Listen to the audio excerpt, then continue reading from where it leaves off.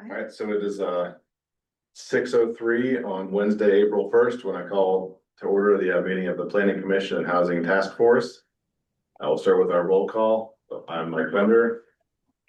I don't see Nick Prevost out there. Doug McCracken. Here. Tina Rupp. Here. Aaron Torneo. Here. All right, Megan Juflis. Dennis Tulare. Here. Go ahead and seat Dennis for Nick right now. Then from the Housing Task Force, see Bob Friedman out there. Looks like we have Chuck on the line. Is that? I don't see him. Yes, okay. Thanks for joining us tonight, Bob. All right. So the first item up is the minutes. Did we get a copy of the minutes from us meeting yet? I should have emailed them. Did it not come? I don't know. I don't remember looking and seeing them. So If I didn't, I can Okay. send to you, or you can just. So maybe we'll just table the review the minutes from our last meeting at the next meeting in April there. Look through those. You need to vote for that. Huh? You need to vote for that. We need to vote for that? All right, so we get a motion. Motion to review last meeting minutes at the next meeting. Second, all right. Motion by Doug, seconded by Dennis. Any discussion on that? All in favor, say aye. Aye. Aye. Any opposed? Any abstains? Motion passes. Do we have any correspondence? Nope. All right, then we can move right on to the main item on the agenda, which is the planning 101. We have a couple of guests here in the room. Go ahead and introduce yourselves. Hello, I'm Marcos Gonzalez. Hi, and I'm Eliza Lopexi. Hi, everybody online. We are from Rivercog, and we're going to be talking about community visioning, creating a vision plan. We have created this as part of a program through a grant from the Connecticut Department of Housing. We've created a program called Shared Foundations, and this is the first lesson of 4 that are going to be created through that grant. The other 3 are about public engagement, visualizing density for housing, and navigating difficult conversations around affordable housing. So those are coming shortly, but this is the only one we've got done so far.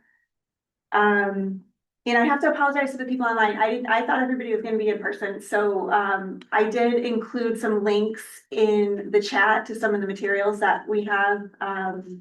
And please, when we start doing like the interactive activities, just yell out your answers for us since you're not in the room. But today we're going to be talking about community visioning, creating a vision plan, which is your POCD.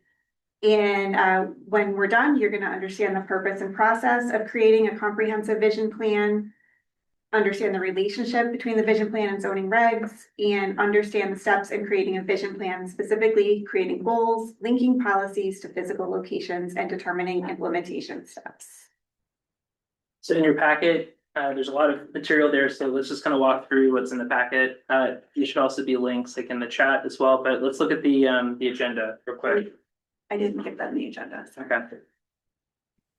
I'm sorry, I don't see anything in the chat. Tina, do you see anything in the chat, or Bob? I see, just, it's a 1 page. It says maintain, enhance, and change. Yep, that's the trifold. There should be, was there 2 more before that? 2 more links before that one? I just see 1 link. Okay. Well, I'll try to be Okay. as descriptive as possible for the agenda real quick. So we're going to do like a quick icebreaker. The minutes next to it are suggestions. It depends on how the conversation goes. If we want to move faster in some areas, we can. If we want to linger, we can also. So we're going to do the icebreaker. It's going to take maybe 2 minutes. We'll run through a quick introduction, and then we're going to move to the focus activity, which has this little, I don't know if you can see, but basically it's going to be a trifold, right? So we're going to fold it in thirds, and that's going to be the focus activity. That's like a 5-minute exercise. And then we're going to move into our presentation. Wouldn't be a presentation without PowerPoint. So we'll have like a quick PowerPoint. We'll try to make it as painless as possible. We're going to kind of go over the land use visioning, the purpose, process, and integration. The big thing about the PowerPoint is that there are going to be 3 scenarios. There's going to be one about like a commercial core, preserving farmland, and housing, right? So we're going to introduce you to imaginary town that probably is similar to what you're used to, right? We're going to pitch some scenarios. We're going to give you some background information. We're going to go through the process, and then we're going to kind of discuss it. After that, if you could mark on your thing here, break. We're going to take a quick break. So we're also going to do a little activity while we're doing the break, but there'll be a break. We'll do a little bit of an activity. We'll have like a snack, 5 minutes or so, catch our breath. And then we'll come back. We'll do the engagement activity, which has 2 parts, and then we close. And that's it. So hopefully we can, like I said, we'll judge the times based off of the enthusiasm for the sections, and we'll move through there. So for the icebreaker, I'm going to read a prompt real quick. Imagine it's the year 2035, 10 years in the future, 2036. Thank you. And your town just made the cover of a magazine called The Best Places to Live. What do you think they're saying about your town? And what in the town is different or similar to today that makes it such a great place to live? So read that again. Imagine it's 10 years in the future. Your town just made the cover of a magazine, Best Places to Live. What do you think they're saying about your town? What's in the town that's different or similar to today that makes it such a great place to live? So we can just go around the room. You have something to shout it out. Eliza's going to put it up on the board. We're going to come back to it. They can be whatever comes to mind. They have to be like super in-depth answers, just like what about your town? I'll start. Go ahead. Tina. So last night we just had amazing town come together to get out and vote. And so in 10 years from now, we are going to have this beautiful Saybrook Point Park, something we don't have now. That'll be there. Congratulations. The park, yeah. Stole mine. That's why I wanted to go first. It was an easy one. Do we have to say like community based off the turnout? Is that another thing? What was the question? Community, could it also be community? Could that be another characteristic? Yeah, the way Tina said that was. Yeah. Right, Community yeah. came together. What else? What makes Saybrook? The Mariners Way area is fully developed with, recreational outdoor activities that, engaging lots of the townspeople and their kids. Yeah, A good one. there's like 2 river focused, like new. Yeah. Yeah, kind of 2 water Right, yeah. locations. So I'm hearing a lot of like natural amenities. Yep. Sounds like the waterfront's important. Yes. Yeah.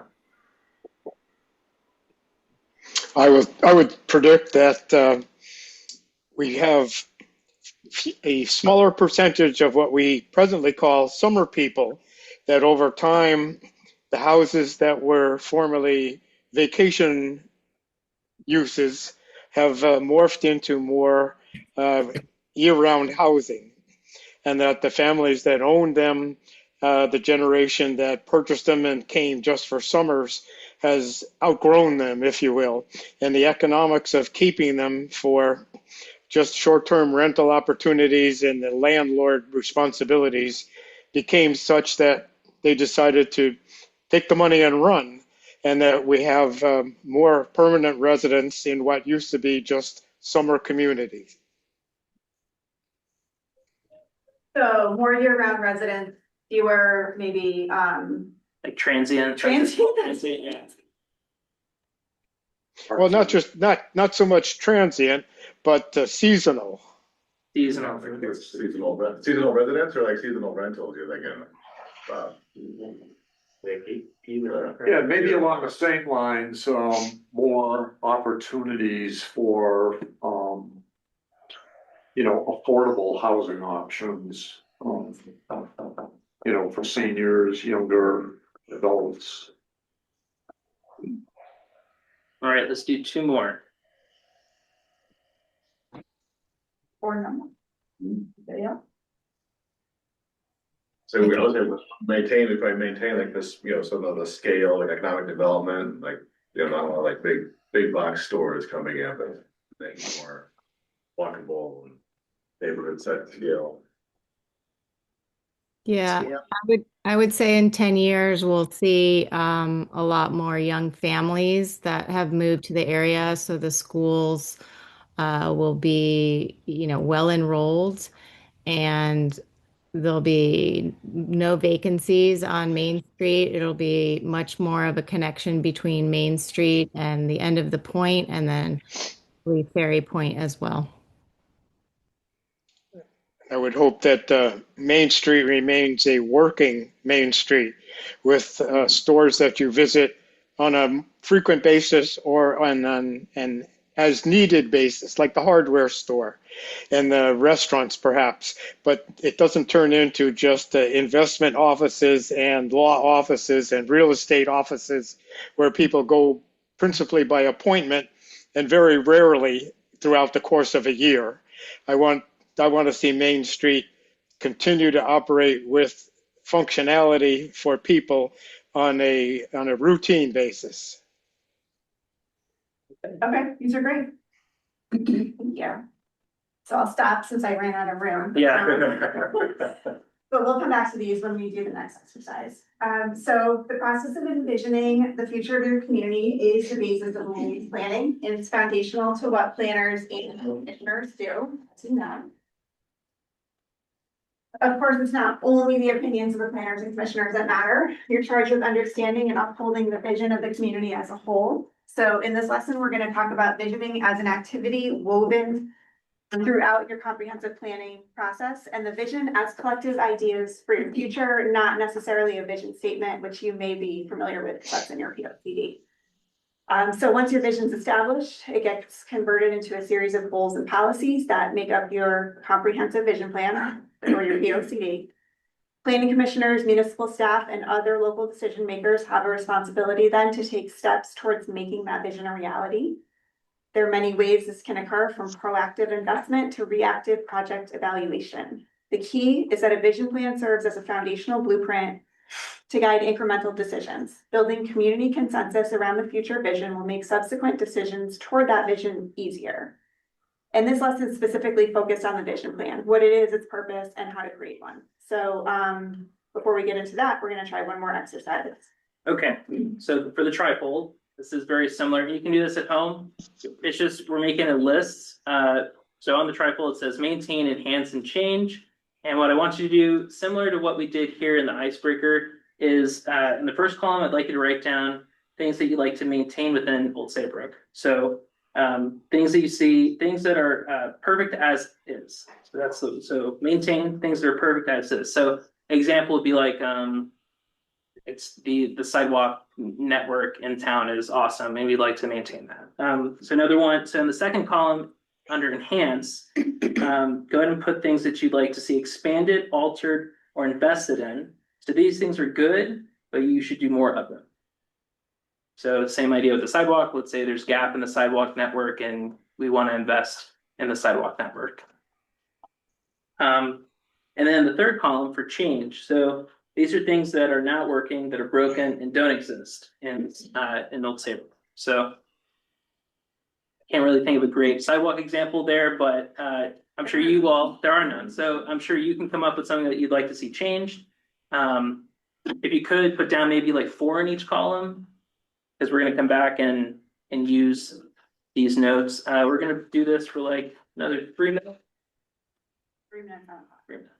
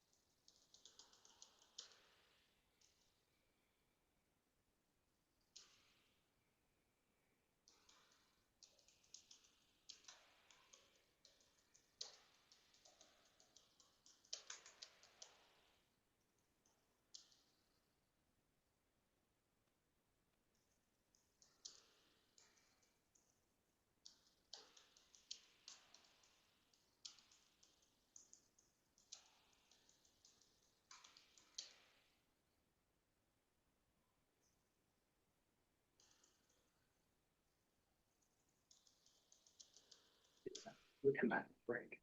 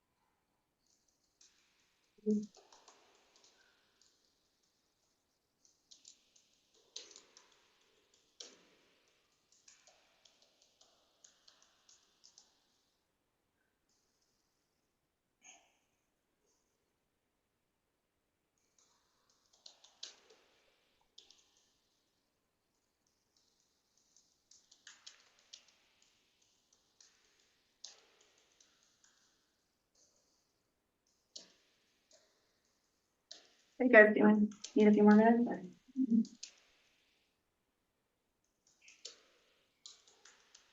These are gonna have to go into a sticky note later on, so. But you want them on sticky notes? Not yet. At the break, Okay. at the break, we'll do that. That's not a break. Well. It's a working Yeah, break. it's a working break, yeah. Break from that. Yeah. We get to keep work. Yeah, but take You could be our union steward. Yes. Let's see first. All right, that's just about 3 minutes. All right, are we good online? You can keep working and listening at the same time. Hold on to the trifold because we're gonna come back to that. Okay, so, now we're gonna do the presentation.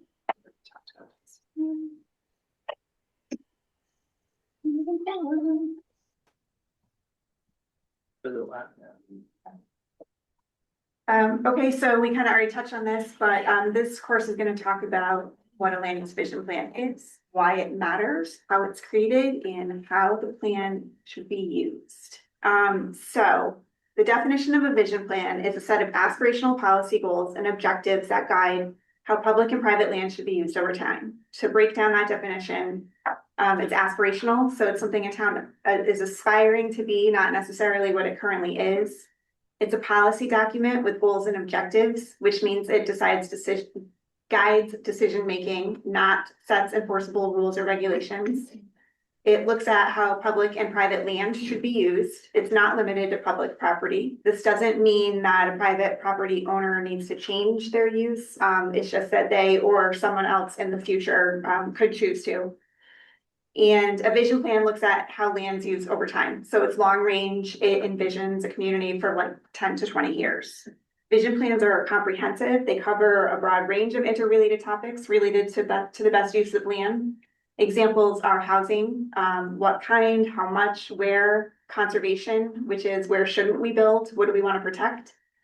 Transportation, connecting people to places, and economic development. Where are your job centers? What are the jobs? Do we have enough workers? And infrastructure, so sewer, water, and that includes location and capacity of both. Because vision plans are comprehensive, you may hear them called comprehensive plan or general plans. In Connecticut, obviously, we call that the POCD. Of course, there are other plans like your bygone affordable housing plans and your natural hazard mitigation plans, but they're not considered comprehensive. Those are like a deep dive into a subject that would be in the comprehensive plan. So municipalities are required to create and adopt a POCD every 10 years by Connecticut General Statute Section 8-23. You can read the definition that's up on the slide, and these slides are going to be emailed to you. There's a clickable link here. So if you've not ever reviewed the statute, it's advised that you do because it does list specific items that need to be included or considered within your POCD. Vision plans have 4 key components. First is existing conditions. That's database description of community's current status and conclusions that can be drawn for them. from them. So for example, a community has a limited amount of vacant developable land. A conclusion could be that the community needs to rely on redevelopment opportunities on non-vacant parcels due to the limited supply of vacant land. Second, are goals and objectives. That's statements on what the community wants to achieve. These should be based on feedback received through substantial community engagement. So for example, following that same example, the community is presented with data regarding the lack of developable land. They coalesce around a goal about promoting infill development. Third section is implementation measures, or how a community plans to achieve the goals and objectives from the second section, outlining steps to get to the vision. So to promote infill in the downtown area, the community evaluates zoning regulations and will update them to allow greater density consistent with market demand. And then finally, the future land use, or the FLU map, is the visual representation of your planned future uses. This ties your goals and objectives to a geography in town, which makes things like zoning updates or project evaluations easier. So for example, this could be an outline around the downtown area, so it's clear where infill development should be targeted and zoning regulations should be updated. So speaking of zoning, it's important to understand that the vision plan and zoning are related, but they're not the same. So your vision plan is your blueprint for development.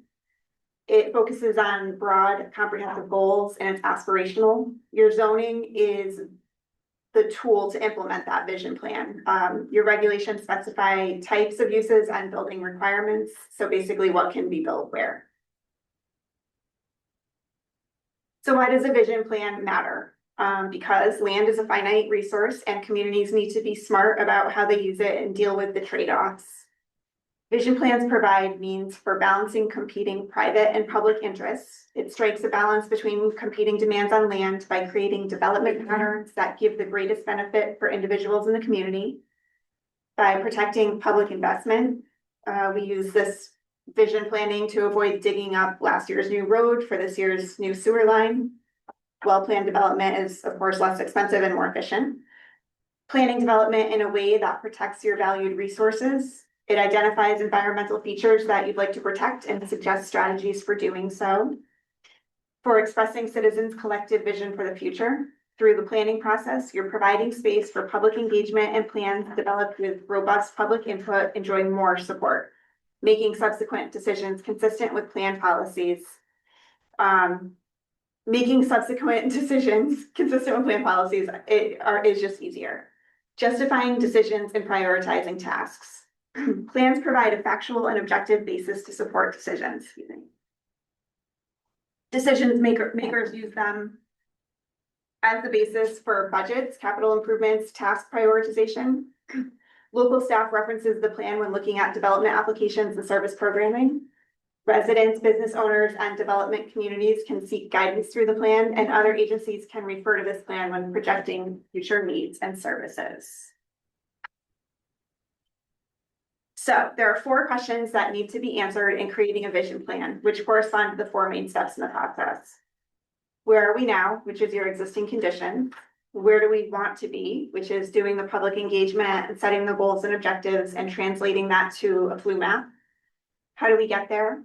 That's your implementation steps and your metrics. And this last one we haven't talked about yet, but it's how are we doing? So checking in. This is important to evaluate your progress toward your goals in the plan. And you need to ask yourself, does this get us closer to our vision when evaluating things? As you know, plans are worth nothing if they sit on a shelf. So now I'm going to turn it back over to Marcos, who's going to run us through a few practice scenarios. All right, thanks, Eliza. And there should be one of these 2 of these links that are in the chat will be useful for this exercise for those online. All right, so let's practice. So 2 things you're gonna need. You're gonna need this guide. This is like the last slide essentially. And it's this is called the recipe. Steps 1 through 4. And we're gonna look through the scenarios through this lens. And then we're gonna talk about it. So we've got 3 scenarios. Like I said before, one of them is the commercial core improvements. That's this other handout right here with the dots and the map and all that. Scenario 1 would be commercial core improvements. Scenario 2 is preservation of farmland. And And scenario 3 is promoting housing opportunity. So what we'll do here is I'm going to give you some background information, and we're going to go through the steps for creating a vision plan, right? Steps 1 through 4. And then at the end, we're going to have like a mock-up of a application that comes before you, right? And then we'll do most of the talking there, and we'll discuss the application and kind of walk through some questions and how we should address the application. So, all right, let me give you a brief rundown. Anytown, USA, population 8,000. It's in a temperate river valley. It's got a riverfront. It's got a rail station, historic downtown, and surrounded by farmland and forest. It's been here since the 1600s. It's vibrant, historic charm, and agricultural roots with a tight-knit community. So that should sound pretty familiar. All right. So scenario 1, the commercial core improvements. So I'm going to read through this. So analysis of existing conditions show that the community struggles to maintain businesses in the commercial core. Businesses struggle to attract a consistent customer base, and reaching businesses without a car is a challenge. So step 1, if you refer back to the guide here, that's kind of like the existing conditions report. You analyze what's going on at the moment so you can prepare for the next step, which is step 2.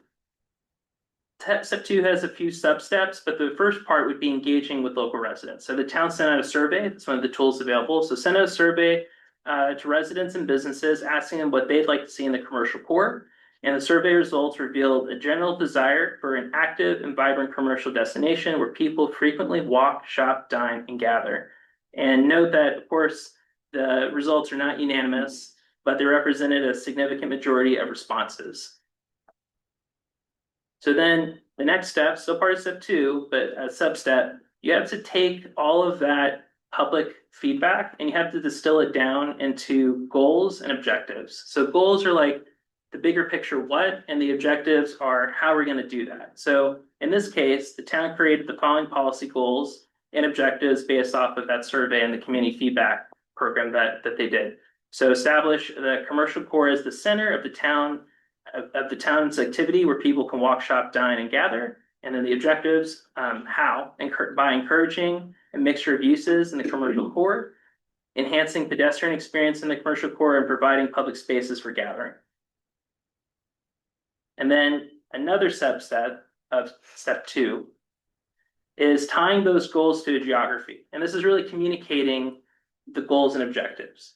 So for this example, a boundary identifying the commercial core was drawn on the future land use map so that there was no confusion over where the policies would apply.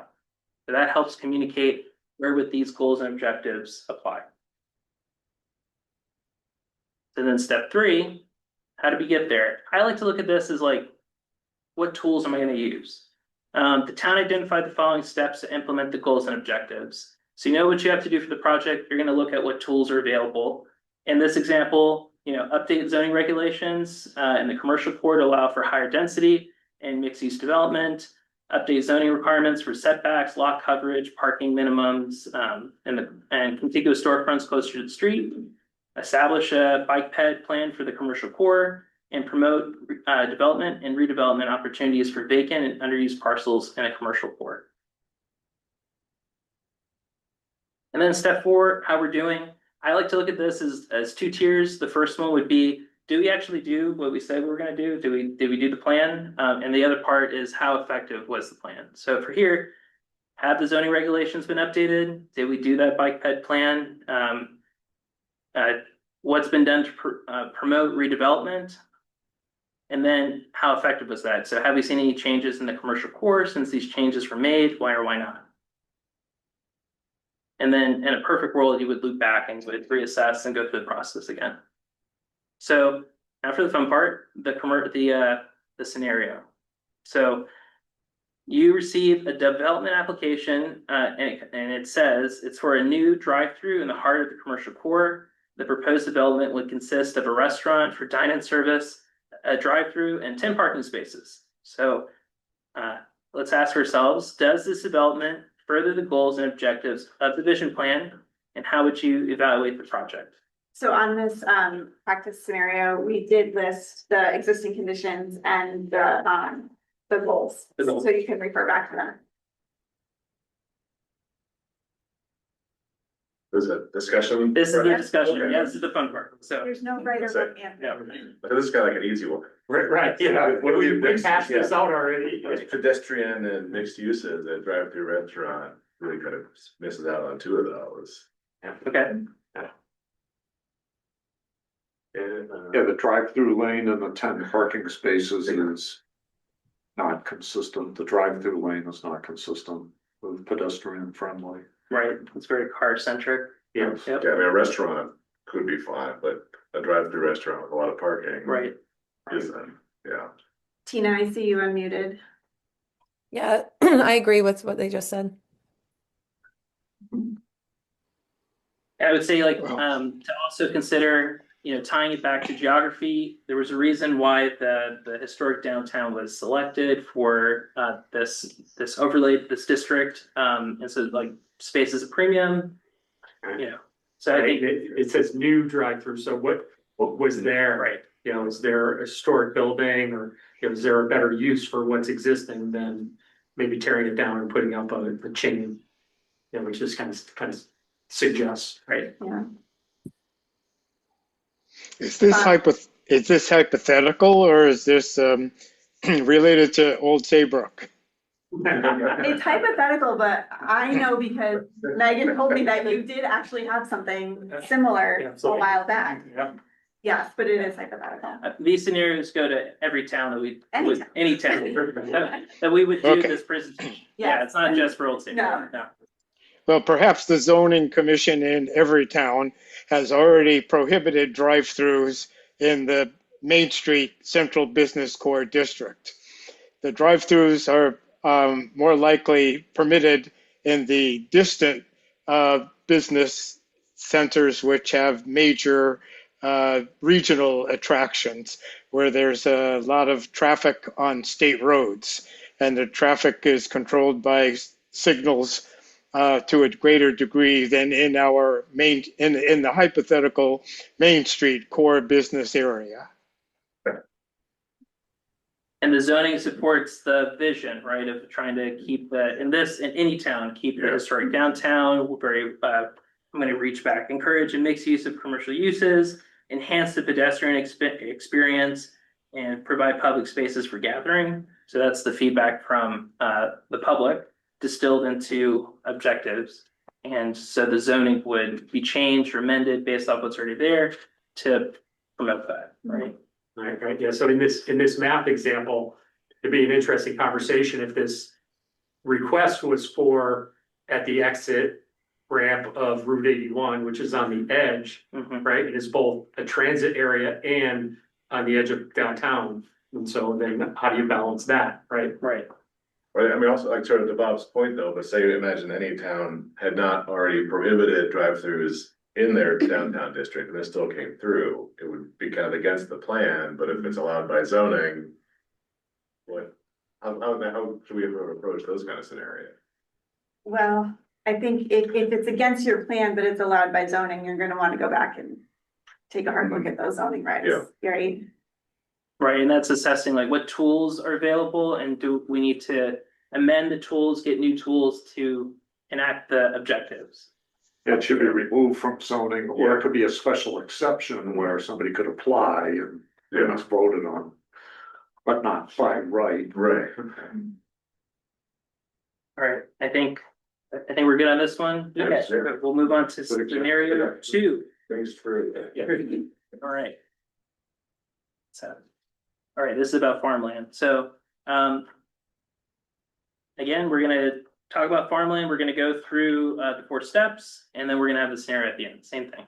So analysis of existing conditions show that the town has significant agricultural land. Agriculture is important, you're laughing because I'm gonna stumble over It's so hard to agriculture, say. so I'm gonna shorten it to ag, so agriculture is important to the town's identity. Ag land has been subject to increasing development pressure, and farmers have struggled to create sufficient revenue streams to sustain their farms. So that's the existing conditions. Step 2, In this case, we did an open house and we talked with residents and workers about what they wanted the future of the ag land to be. So this is part of that first subset under task 2, engage with the public. So attendees at this open house generally agreed that farmland contributes to the identity of the community and should be preserved. They noted that farmers needed support to continue agricultural operations, and the group expressed openness to exploring additional revenue sources for farmers, which may not be allowed under current regulations. So then the next step, you distill that public input and you create a series of goals and objectives. So the goals is the what, the objectives is the how. Goal, support the continued operation of active agricultural land in the community by preserving existing ag land for active agricultural uses and encouraging active agricultural operations by supporting agritourism on active farmland. All right, and then the final part of step 2 is tying those goals to geography. The community identified a contiguous area for agricultural land, which they delineated on their future land use map. And this helps communicate your goals and tie them to a geographic location. It makes it easy to reference and to explain to the public why certain decisions or what's the rationale behind their decisions. So, all right, step 3, go back to those tools.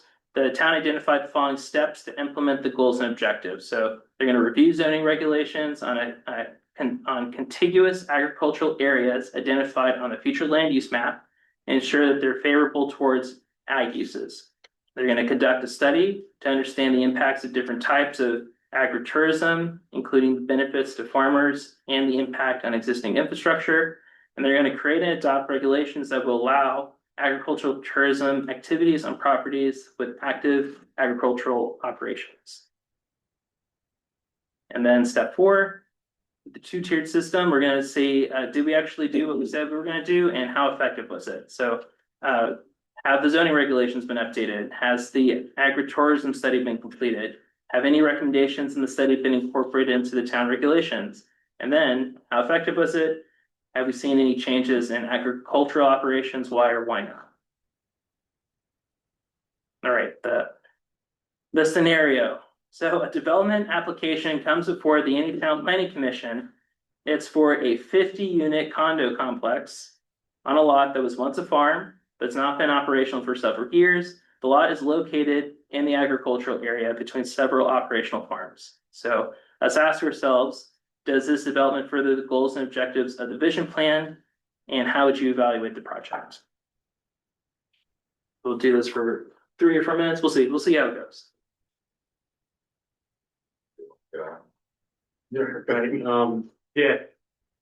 Yeah, so, of course, like initially, just on the proposal, it wouldn't seem to meet, right?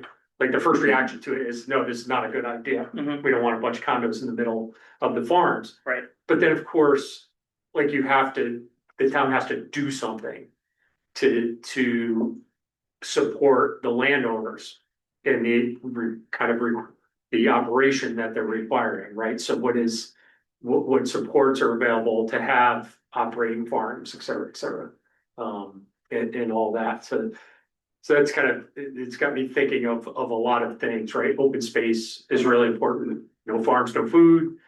There's a lot of really good reasons for the community to have and maintain this farmland. Once it's gone, right? You're not turning condos into farms. No. Certainly not easily.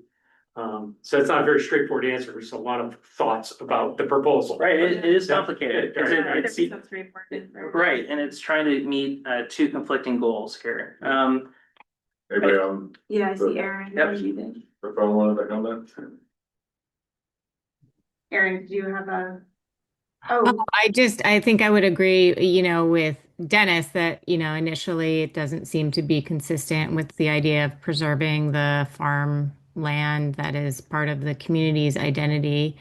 However, if the farm is not operational, yeah, further investigation is warranted. Like, why is it not operational?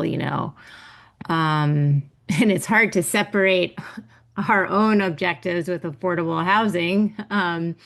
But so I think I would want to know, more about the condo complex itself, what was imagined.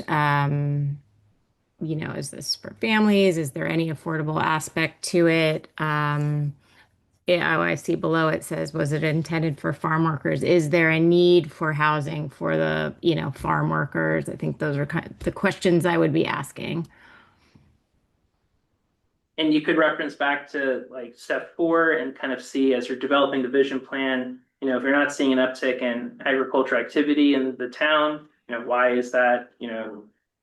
Check in with like the regional ag committee at the COG and pull and talk to farmers, and see like what are the challenges there to get feedback and see how effective any of the changes you've made.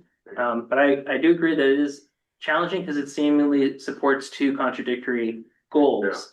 Yes, because one of the goals is about supporting active uses, and so this piece of land is not an active agricultural use, but if it's been in between two active ones. Like you said, once it's not a farm, it's not a farm. Like, I mean, I grew up in Ohio where over every year a few farms would go away, and now there's 100 houses there. And Right. and every farm gets more and more isolated. It doesn't feel like an agricultural area anymore. Well, let me ask it, this is like a curveball question, I feel like, but if you've gotten public input and you've described on your flu map that that's an ag area, and then you say, yeah, put up some housing, what does that do to your public trust and perception? And that's not, there's no answer. It's just- Right, yeah. I mean, yeah, and if it was like, if it was one of the farm owners saying, I wanna put up some housing for workers because we have a shortage. Well, then now the housing kind of is the agricultural use to it. And Yeah, I felt like, Yeah. as I've looked at this, if we swapped out farmland for waterfront, would be talking about Old Saybrook, right? Like, how does Old Saybrook over the next few decades maintain responsible waterfront, particular housing, in our case, in the light of ongoing changes? Right. Sometimes slowly, sometimes, disastrously. Right. And then there's the whole rebuild question after that. So yeah, that's pretty kind of spot on. Another thing we're looking at often. Yeah, I mean, you're not, the reason these are anytown scenarios is because they're happening in all of our areas. Yeah. Sure. Bob, I see you unmuted. Did you have something? It's Connecticut. It's right in terms of being more specific than purely hypothetical. Connecticut has a great need for housing. And if housing is permitted in this agricultural district, then it's subject to 8-30G, and you're going to get housing. And so it's very difficult to encourage land to stay without housing if it can have housing by zoning. All right, so how do you encourage something else that makes the housing go where you'd rather have it than in the middle of the agricultural district? And so you would have to construct a scenario of regulations, let's say, that might permit some kind of smaller scale housing than, what do we got here, 50 units of condos, and it would have to be restricted with open space covenants, and then a number of the percentage of affordable units might have to be greater than 8-30G if possible, but you're just going to end up with a fight for those who just want housing wherever it can possibly go. And so an agricultural tourism business is probably the best use of that kind of a site among other ag zoned district properties. The problem with that is it's seasonal. Old Saybrook has a big influx of population in the summer, and there's a lot fewer of us here in the winter. So how do you get an agricultural tourism business that can be sustained throughout the whole year, not just maple syrup starting in February? There's nothing between November and February. So what happens then is you'll end up with a venue that gets used for weddings, and then you have a party destination. And so these things sort of, they don't just pop up one at a time. It's they happen in a series of sequences. I think it was Middlefield had an application for agricultural tourism, but it looked an awful lot like a wedding venue because they wanted to put in a very large parking lot, but they didn't mention anything about the wedding when they first talked about agricultural tourism. It was about the farm and the buildings and the land and the views, but people who've seen this before could see it a big wedding venue with outdoor tents and music and stuff. So you have to be able to predict the future for where things might go. Again, 50 condos, that means more condos. A wedding venue means more parking and a loss of agriculture. So it's got to be something that can last the whole year with an educational facility and a farmer's market and stuff that will thrive, and perhaps some outdoor activities and passive use of the land, and a trail that might go on onto the next farm or connect to some other trail. But it's everything's tied together. We had some technical difficulties. Yeah. They're probably all still on. Yeah. Yeah, Oh, everyone that's online, we lost the conference room, but I still have my laptop up. oh, I can see in here. All right. Oh, I think that's so weird. to that point, I'd like to go back to the little steps that we have. One of them is public engagement.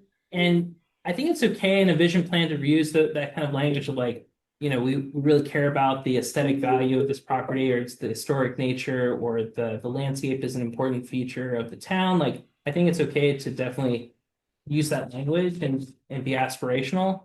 And I think if you really want to figure out the mechanics behind, like, well, how do you make this viable to protect into the future? You can go back to the residents and kind of figure out, our wedding venues on a large parcel, is that okay? Is that going to meet our vision? Yes or no?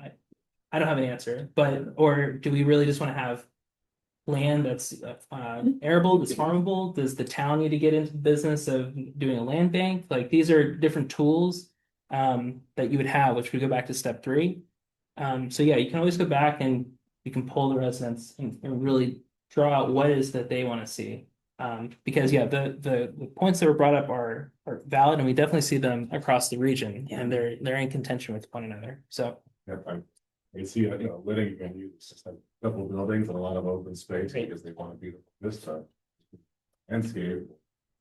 Condos will, but 50 condos could probably also be a lot more back than houses. Like, maybe that's more. that's true. And I think for the comprehensive vision is that you would, in any town, I know we're going like step by step in one scenario and another, but for a full vision, it would definitely focus on these different areas. Like, you'd look at the full amenities, and then we do housing at the same time as farming. So for here, it's like, okay, in this scenario, maybe it doesn't fit there, but maybe we could put the condos somewhere else, which is going to bring us to scenario 3. Recording in progress. Oh,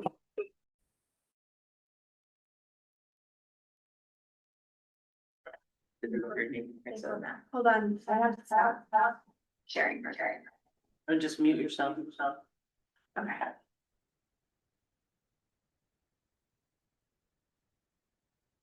All right. Back in business. Okay, I'm going to move to scenario 3. This one's about housing, and we're going to go through the 4 steps, kind of explore an application that comes before you, and we'll discuss it at the end. So I'm going to read step 1.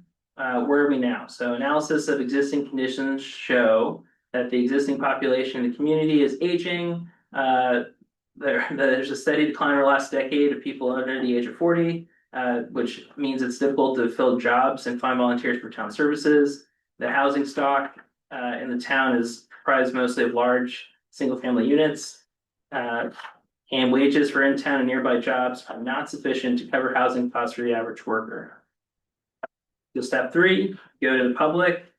We do another survey, and residents and workers were surveyed and asked about housing needs and preferences. So the results indicated a desire for a greater variety of housing types and more affordable options. Older adults noted that they'd like to have options to downsize and stay in town, Workers indicated a need for rental units or condos closer to their jobs, and residents expressed concern about the impacts to natural resources. So then you got to take that public input and then distill that down into goals and objectives. Goals are the larger what, and objectives are the how. So goals, diversify housing stock to attract younger residents, retain seniors, and provide more housing that is affordable to residents of all income levels. And you would do that by co-locating housing with infrastructure, jobs, and services that already exist, emphasizing infill development and adaptive reuse of existing structures, ensuring that new housing is developed responsibly without unnecessary impact on natural resources, and supporting a greater density and diversity of housing in high opportunity areas in town. So moving on to that third subsection where you tie those goals back to a geography. So the community identified housing opportunity areas where jobs, services, and infrastructure are already located. In our map here in any town, it's close to anchor institutions like the town hall and the rail station. So we co-located the opportunity zone around those anchor institutions and placed boundaries around the areas for a future land use map. And again, this is to visually articulate the goals to the constituents.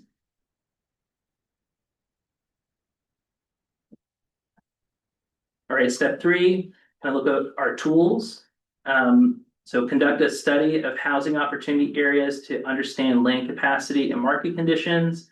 Review and update zoning requirements to allow for greater housing density and diversity in housing opportunity areas, and develop and promote programs to support infill, redevelopment, and adaptive reuse of existing structures.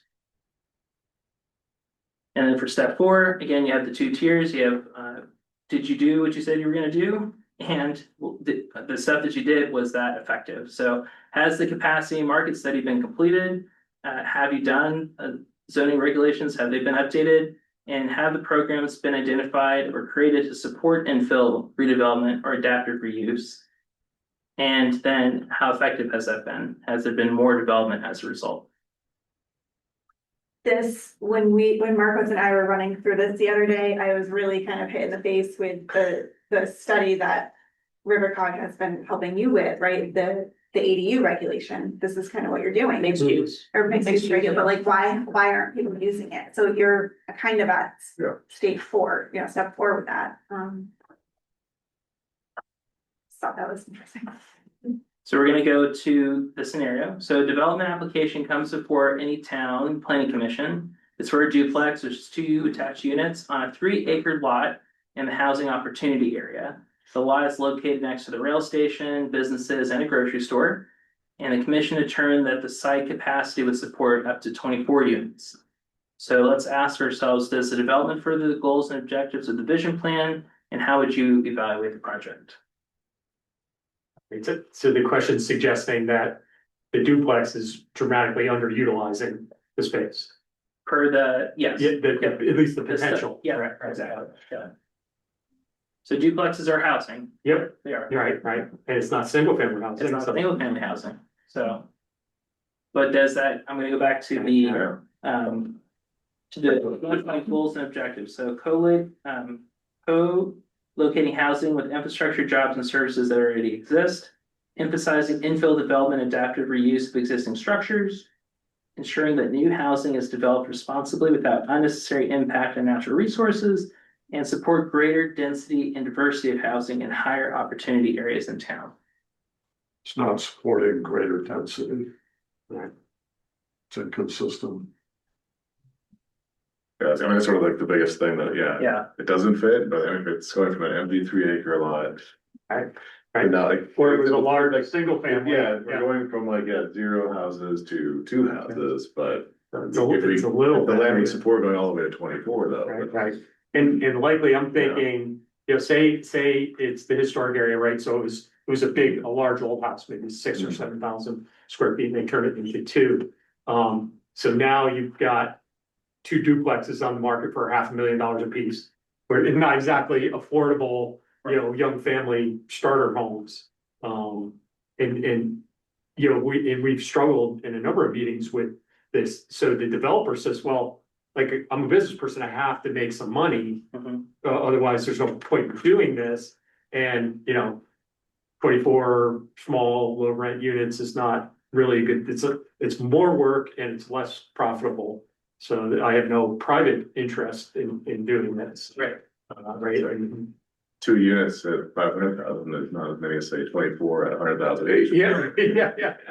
Right. I was looking at this, also that's next to the rail station, business and the grocery store, so it's definitely like a mixed use area. Right, It's a right. place where I'm doing like a 3 acre lot, like that's, should be out in the country. and- Right. You- So there are other places that Right, development like this could exist. And Yeah. I see Aaron unmuted also. I'm just agreeing with everything that was said is that, yeah, it adds to the housing stock, but it seems like a missed opportunity to create density in an area where you have the rail station and the businesses, and which was a important goal of the plan that was referenced. It is a good question. What if the proposal is for Yeah. 15 Right, units? right, now we're getting closer, right? Is that better? Yeah, Yeah, you always feel bad saying no to housing. right. We need more housing and 2 is better than But 0. not that, right? Yeah, is 15 okay? If we could get 24, or do we need to hold out for like maximum possible density? Chris, zoning doesn't have any minimum densities, right? Like, We do for incentive housing. zones. okay, It could. alright, so that's where, I okay. mean, you can, and I think we're gonna be forced to change a lot of things to have minimums, the way we're going with some of these new. So in that case, we could challenge the developer, well, why can't you do more? Right. Get that feedback. Right, if we have data showing that this property can support 24, it's like, did you look at that? Like, Could you also think about including some mixed use development on the site? Maybe he does 15 units, but somehow he's also able to accommodate some additional mixed use units or businesses on the ground floor. If you look at your map of any town, there are some overlap areas between where the 2 objectives co-align there. So, let's say for sake of this argument, let's say the 15 unit option is somewhere in between the 2 zones. And so you can have maybe you can work with the developer to encourage him to do mixed use, to support both sides of the goals. Yeah, a lot of times, just from the initial screening process, developers come in and there's more money in custom, built homes that are larger. And, you can have a 7-bedroom house and you can say, well, gee, maybe you could go through and make that into a duplex. They're just not interested. So sometimes by the time it comes to you, the question has been raised in the preliminary discussions in the office and it's just, well, no, that's not, I don't want to do that. Which makes the flu map really great tool, not just for residents and constituents, but also broadcasting intention to would-be developers. Let's say you're no longer on the commission, it's that institutional knowledge that lives on beyond. It kind of gives a snapshot of what the priorities were at that time, and then it continues on. So, I'm a big fan of flu maps. Just it makes it a lot easier. we don't have one of those, right? I mean, we don't have update, we don't, yeah, Yeah, you Most don't, of the towns do. but you're not alone. No. that'd be a good thing. Add it to the list, yeah. Right. When do you have to do your P O C D? We just, We just 2 did or 3 years ago, 24. that's probably gonna be here before we read. Yeah, right. So do those scenarios make sense? Yeah, very real. I mean, except for like, we don't have a lot of farmland, that one was probably, the other 2 Well, are. I think the We've waterfront, definitely pretty much seen those applications like come through. I think the waterfront is a good analog, Mhm. and we'll write that down, so because other towns have, Lime, for instance, waterfront's important. So, should we move on to, oh wait, we are at break. No, we're not. No, we're not, I'm sorry, you have slides, I'm sorry, no, we're sorry. Work ethic. Oh, we're, yes. Usually don't give us permission to Okay, break. I'm sorry, we have like 2 more slides, and then we'll Yes. move on to the next thing. So this last slide, it just shows your, with the 3 scenarios and your food map and your 3 vision plan Mhm. goals there, so. So like a flu map wouldn't necessarily have to align with the current zoning, that it could be completely different. Right, it's Then that's what the plan would sort of aspirational, yeah. support, it really should more represent what is in the plan versus. Right, what you the wanna current state. see in the next 10 years go into those areas, and then, like Marcos was saying, that presents itself to a developer that's like, I wanna put some housing, where should I go, you know, and they could maybe be looking at that for, you know, whatever their process is. So now that we've gone through those scenarios, let's talk about what could go wrong.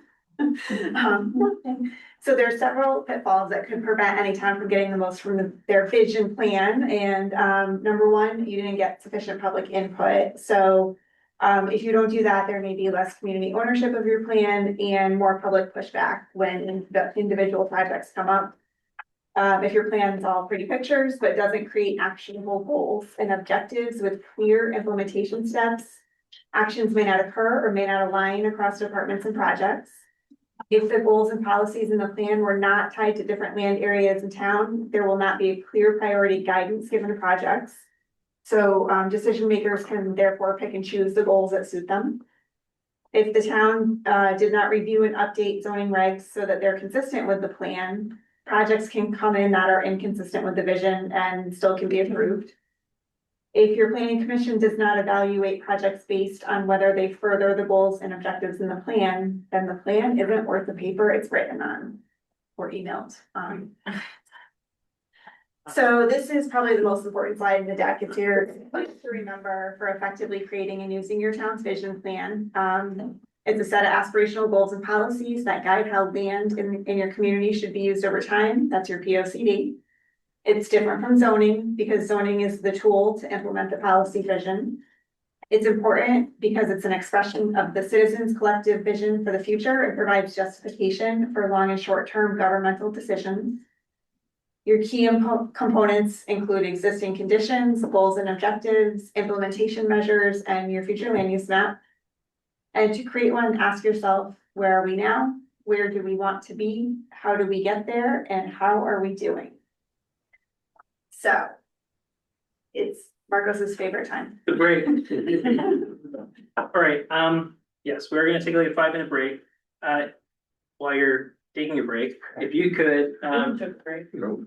oh. So what we're gonna do is, take the trifold, please.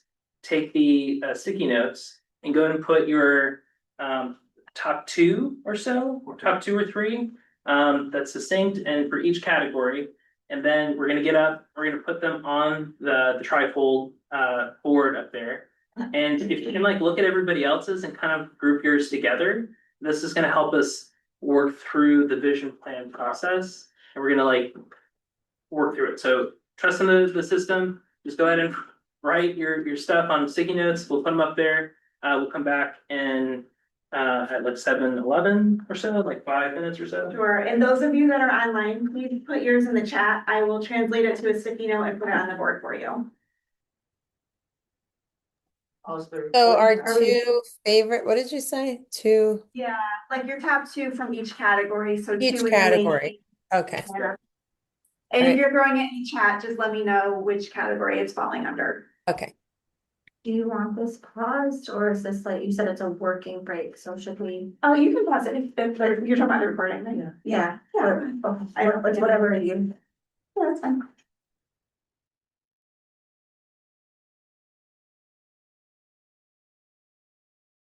All right, welcome back. We've got the 3, this is your trifold projected up here. And maintaining hands and change, we're maintaining the things we like, change are the things that we like, but we want to see more of, and change are things we don't like, but want to change. So those are the 3 things. We have our sticky notes, thank you. I still have to read out those. Sure. And then I asked if everybody could write down their top 3 or so, top 2 or 3, and then to kind of group them together. So we're gonna go through, first we're gonna do goals and objectives. So we're gonna distill this. And the best way to think about this is like the public engagement. You are the public, we receive your feedback. We're gonna distill this, right? And make some, we're gonna organize it into some goals and objectives. Maybe we'll get 2 or 3.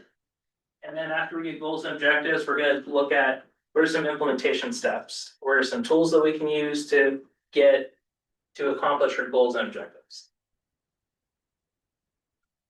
Do you want to read them out? No, I can, okay, all right, maintain, so we got, thank you. I'm just gonna read through them and we'll try to group them together. And then we'll move to enhance, read them, group them together, change, group them together, and then we'll start drawing connections, right? So for maintain, busy transit hub, TUD, transit oriented development, small town feel, small town charm, okay, good. Here. Main street shops, we'll put that up here with the small town charm, right? Okay. Busy transit hub, I think that should probably be in its own collection there, probably with TOD that plays into that a bit. Waterfront access, nice. Let's put that separate. Town beaches. Waterfront. Waterfront, Yeah. okay, the town amenities, they're unique. Let's see. Middle housing and infill on Main Street. Infill on Main Street, maybe maintaining the charm of downtown and trying to keep development compact. Maybe we can loop that in here with Main Street shops, small town charm, small town feel, small businesses, living on Main Street, walkability. I'm seeing kind of like a theme here. And then theme here, busy transit hub, TOD, and then a theme here, waterfront access and town beaches. So what should we name this one? This one's like TOD, train station, busy transit hub. Maybe like connections or connectivity.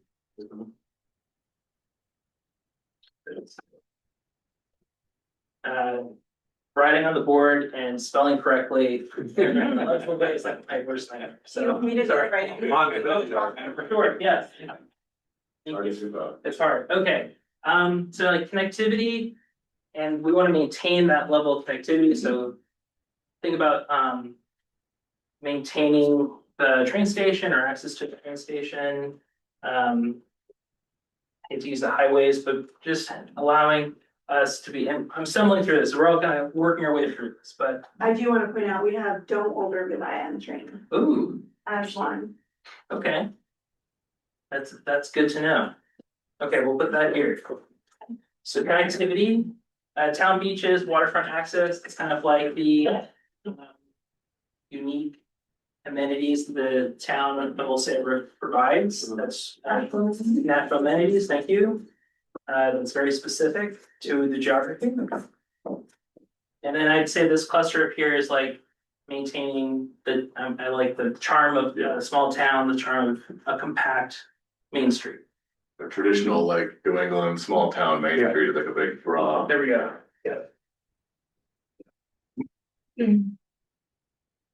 With I think people scale like human scale. Yeah. Human scale, yep. All right, enhance, and this is stuff that's like good, but it could be better, we wanna see more of it. Think of the sidewalk network is great, there's holes in the sidewalk network, we wanna invest and expand the sidewalk network. So, I got internet access. Since we were having our issues here. Thank you. We have good ideas. Bike bed pads, walkability, less pavement. Flood management, sea level rise and solution, that's a good one. Main Street gathering areas. It's kind of attached to here. Parks and schools, town beach facilities, public access to outdoor spaces, and don't overly rely on the train. So I'm gonna turn it back to you. For this group here that talks about parks and schools, town beach facilities, park access, outdoor spaces, or public access to outdoor spaces. Let's talk about what would you like to see about those things. Is there a theme that we can pull from that? Only a sentence or two. I mean, Tina mentioned like the town just acquired, is the process of acquiring some new, lands, enhancement around that. I know I think a lot of our parks, they have a big plan, they're trying to update and modernize, like many of the parks in town, so. Yeah. The kid's always struggled with the privatization of some of these natural amenities, right? So you can have 10,000 people in a town, but 500 that actually have access to some, these things. They compare to other towns, like our town Yeah. beach is Right. pretty small. Very well. Yeah. And then you gotta pay for parking if you can't get there early enough.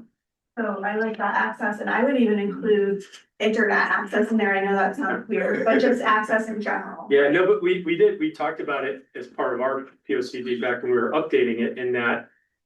Particularly there was a time of great change for remote work, right? So, if you're going to attempt to attract remote workers, you need to have strong, reliable Sure, internet. infrastructure. Yeah, Could also kind of group that with like Main Street gathering areas, and Sure. I'll just pitch it in this way that like the remote work option in Main Street gathering areas are like a third place that it's not home, it could be work. In this Mhm. case, it's remote work, but it Yep. is, you're not like at the office, right? So, Third places, kind of. yeah, well, it's like blurred now, it's like. Yeah. So, all right, so access, so these are things we want to enhance. All right, so let's move over to change. This should be fun. Empty big box buildings, nice. Add bike lanes. Yes. Connection to,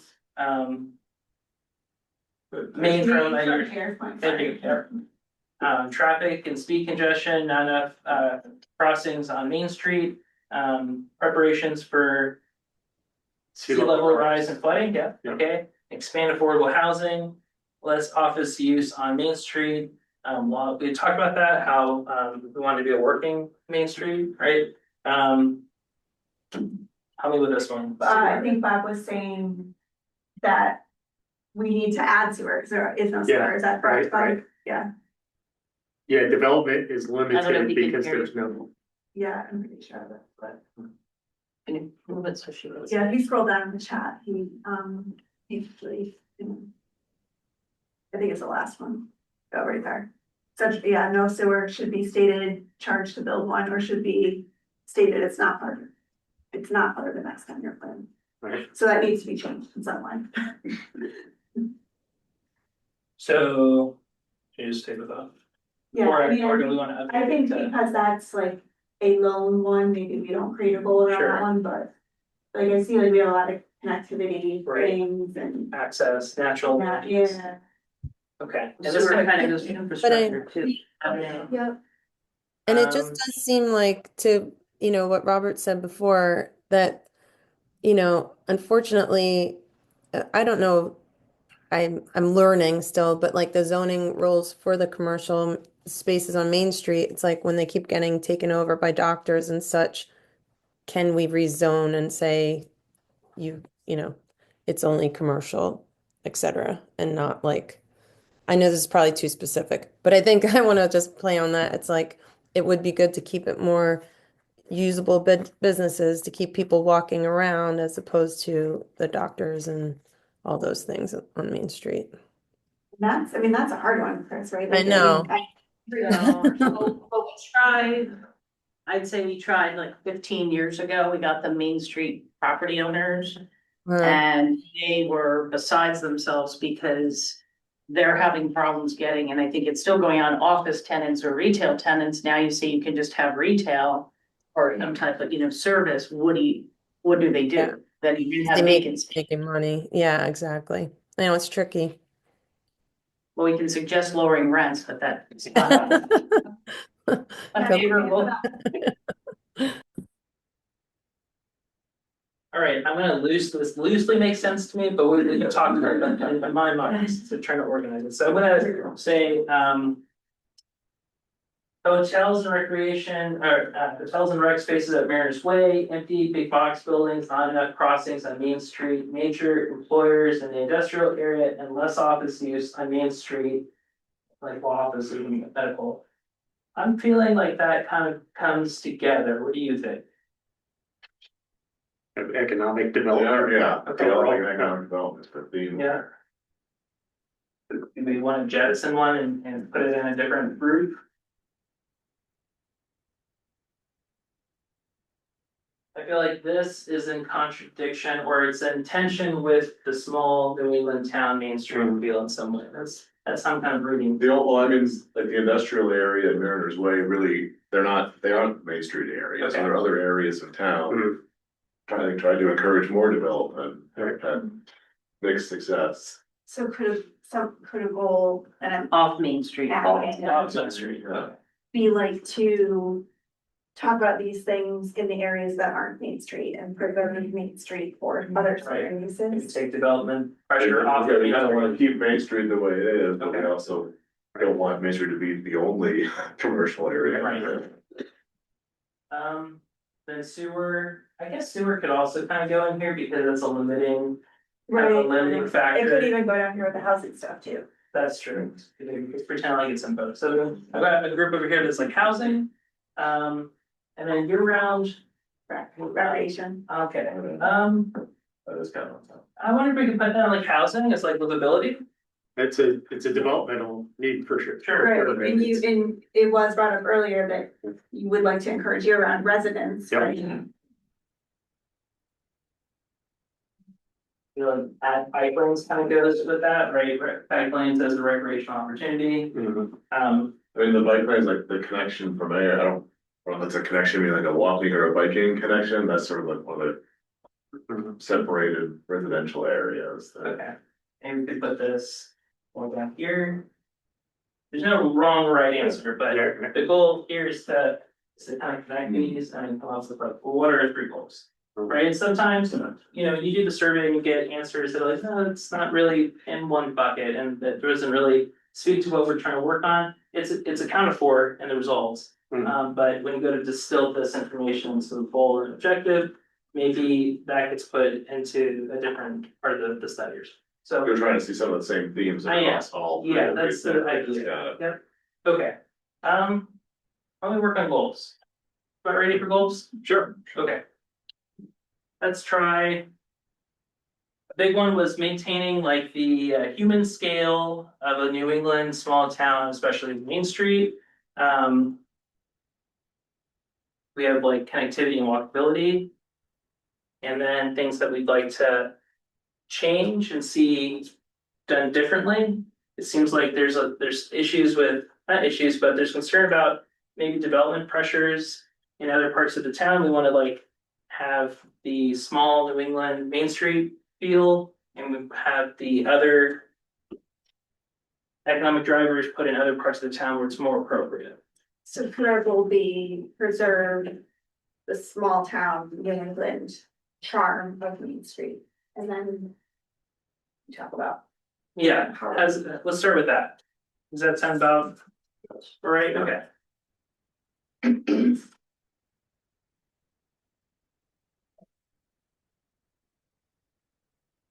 And this is not, I mean, you know the goals, right? Because this is your town, so this is supposed to just kind of show like how this exercise and how like public input can lead to this. But like when we write it, it's like, oh, obvious. So how are we gonna do that based on the things we've talked about here?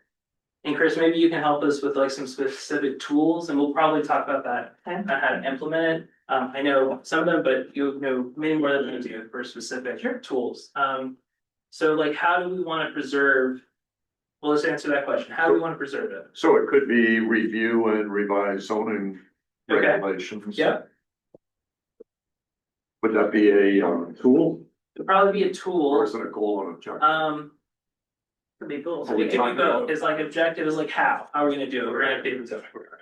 And maybe we can go into the specifics for zoning, right? Because there's a lot of different, zoning is a big menu of tools, right? So you can, we'll get into it, but yeah, there's like a whole bunch of options for how zoning can be used to mold the vision that you have. So how else do you think, let's get 2 more, preserve the small New England charm of Main Street. So review and revise zoning regulations. I don't know if it needs to be said, but you know, you talked about make it a clear zone, Right. so. Flu map, oh wow. Yeah. So, yeah, connect the goals to a geography, would probably be a good one, here we go. So, Yeah, we said we're like, this is our walkable commercial district, the human scale, this is our other, Where does Main Street end? Is it at the Yeah. fire station or is it at Saybrook Point? yeah. Well, the other part of it is, it kind of includes North Main Street, which ties into the whole Yeah. TOD concept. I don't even know where it changes to College Street, like.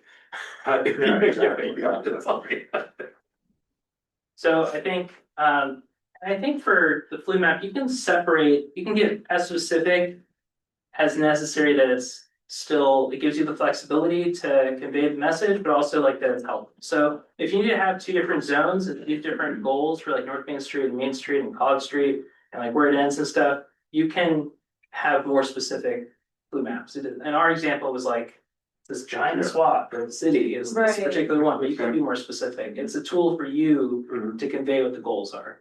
So if you have different goals on North Main, then you can delineate them. All right, let's do one more. Could be, you know, well, I guess that's zoning, but encouraging these other kind of uses in other parts of town. Right.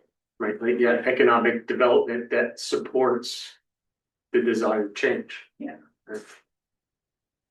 Or like encouraging economic development, in certain parts of town.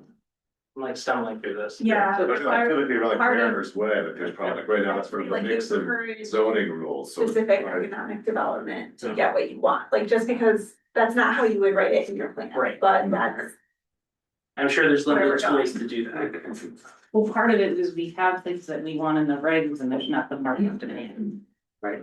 and there's that one, The market demand. yeah, So, you know, someone is more interested in putting in an industrial use than putting in a hotel that we really, or, you know, Marriott or something like that. right. Might be a tool, but funding or, economic assistance. Yeah, Sure. Mhm.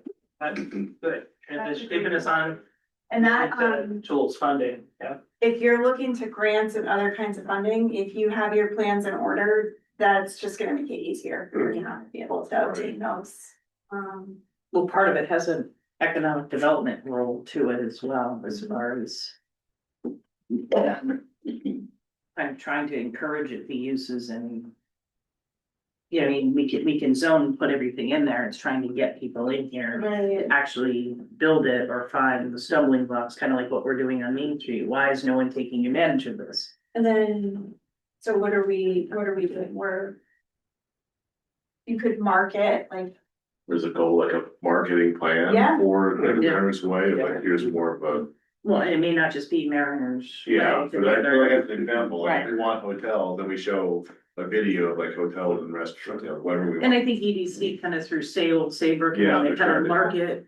You know, what we do or what we have, but on the other part, it's market to come here Yeah. to our vacant space. I really like benchmarking. There's like, cause we can all look around and say like, oh, I went to this place and it was great. And it's like, well, why was it great? And how did they get there? And how can we kind of replicate that? So, in a way, benchmarking against other similar places that are accomplishing the things that we want. Okay. I think there's other financial instruments out there, like business improvement district, right? that you Yeah, we can- have a tip in the Okay, thank you. Mariners Way area. That's what I'm saying. It may not necessarily be planning or zoning. It may be the Board of Selectmen or economic development. You know, to try to get financing. Maybe that goes back to step 4, where you're like reevaluating the efficacy, where it's, who else do we need on our team to like get the right message out? So if that means the Board of Finance or the, I'm stumbling here, but like the marketing folks, the trying to get everybody on the same page, pulling in the same direction. So, I think obviously having a flu map just graphically, visually articulates the goals, but the vision plan kind of makes it a goal that everybody can look at, read, and see like, okay, we're all pulling in this direction. Yeah, and I think one thing that really wasn't in our presentation, but you just brought up a good point, is that it is really helpful to identify who is in charge of this. Right. And when are they doing it by, and then that helps you with your step 4, with your check plan. Okay, let's do, because we only have room for one Yeah. more, so let's do one more goal. and we'll do objectives, and then we'll move on to tools. So, I mean, just based on, I personally want to talk about housing. I see it here in change, Yeah. but I don't see it in maintain or enhance. So I think maybe we could make a goal around, what you want to see around housing. So we heard expanding affordable housing and, adding like, entry level retirement housing, for purchase. So could a goal be there to, expand your housing diversity? Perhaps? That. could we also connect it to walkability, livability? So I see it here that it's something that's gotta be changed, but I also see, your bike bed paths. Yeah, and I think that walkability. not enough crossing on Main, I think that was in reference to residents Yeah. on the other side, yeah. So.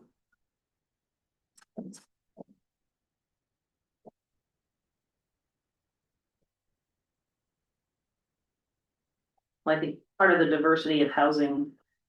And there's talking about affordable housing, but kind of making the disconnect that affordable housing, according to the statute, really isn't affordable here. So, making diverse housing that is truly affordable and not based on 120,000 or 140,000, whatever the numbers are these days that we're taking for these median incomes. How do we, Right, one of the goals, when we were doing it, like our analysis here, one of the things I was like, should we look at? What is the demand for like, 1, 2, 3, and like 4 unit housing, and like how does our actual like housing stock compare to it? So kind of to almost, I don't know, that would be a goal, but like trying like, the goal of like making the housing stock match the housing demand for town. how, I don't know if that's, yeah, But you could have a quadruplex, and if all the units are at 3,000 a month, it's not really helping us. I guess that's my point, it's, how do you really make housing that's affordable? so maybe exploring, other outside programs? Or incentives? I was thinking about like maybe approaching from the other side instead of like trying to identify what the market can support, kind of like create the conditions. And it sounds, anyways, create the conditions, right? You kind of like, okay, I want this area to look a certain way, I want infill. So like, could you make just building housing more permissible with infill within a certain area? And then if a developer can do the math out, say like, I can build something there that, and I want to build something there. That's what the state's doing for us. Well. Yes, I think, one of the things, we're so limited in geography and buildable area, right? And one of the things I've seen in other places are these deed restrictions, right? Where we were talking about farming, right? With development pressure, how do you maintain farming as farming? Because it's not as profitable as putting up a bunch of expensive condos. And so I've seen in other areas where you have a deed restricted farm, it might be 10 acres on Martha's Vineyard, but that farm can't be sold at market prices. It's deed restricted as farm only. So they essentially have a lottery where anyone who can afford to buy the farm for $250,000, like, can enter the lottery, and then if they win, they buy the farm, but they have to operate it as a farm, right? And they can't do anything else with it. So the market pressure for the costing doesn't necessarily affect the farm as much, because you're able to start the farm for less. But then, that's a big challenge, right? That's asking a lot of the town and individual landowners to start implementing deed restrictions on properties. It's a lot of trust. Yeah. It's, What's that? you have to give them an Yeah. incentive, Right. right? Yeah, or there's maybe, I mean, I don't, I'm just making this up, I don't know this to be accurate. Maybe there are, state programs, or there are, other outside funding that can help in these situations, nonprofits or something. So that I think is like more of a tool, right? Yeah, we're still looking. I think part of the challenge we're facing is that we can create the zoning, but the state laws are opening up so many things. We create the zoning, like there's a bill right now to allow pretty much middle housing as of right in summary process in industrial zones. So, you know what I mean, it's a, you know, so we go through, we guide someone somewhere. And then all of a sudden, there's this law that comes in, it's like, yeah, do whatever you want over there. It's tricky. It is tricky. That is tricky. The good news is, we did the calculations, there's only 1.6% industrial land in our entire region. Well, it's good unless you're looking for a job. Yeah, so Good job. hopefully that's like a disincentive. We did tell the state that, like, hey, don't pass this law, why bother? But, well, we'll see. Sorry, I got off track there. So for objectives and tools, I think they do kind of blur together. Can we like give some more objectives, like how are we gonna get diversity of housing within the town? So incentives, zoning regulations, I think we could probably tie that back to the first goal, maybe, where it talks about, is it supposed to be aspirational? So you like, you kind of, it's thematic, and say like, in order to preserve the small New England charm of Main Street, you know, we want to have like a human scale housing in certain areas. So we can, it'd be like updating the plan or espousing those as goals. I think that could be an objective. What do you think about that? And just saying, is putting it out there that this is a goal. And we want to do it by. Maybe not. Maybe That's okay. So is it Maybe- kind of like expanding mixed use? That's one way. And like the goal is like, the goal, just the goal of preserving that small town. Well, maybe it's a Right. balance. Okay. So if people come here kind of for the beach, small town charm. But if we allow development, you know, 4-story buildings and things like that, people who come here for the summer, I love coming here. I love not having 500 chain restaurants and, you know, I mean, not that we can regulate that. But, you know, it's some of the smaller towns, I think, like talking to one of my neighbors said, well, we love coming here. Our town used to be like that, but now it's all McDonald's and Burger King and the buildings are more branded. And so, you know, how do you get the growth, but not hurt what people come here and like to be here? Right. More of a balance of it. And how do you ensure that you're getting a balance? Through your risk. plan, yeah. And that's not a question with an answer really, but you could talk about, to some degree, building standards, right? You're not gonna have 4-story buildings, you have to be, your setback has to be this much. And that's within your zoning regs, so.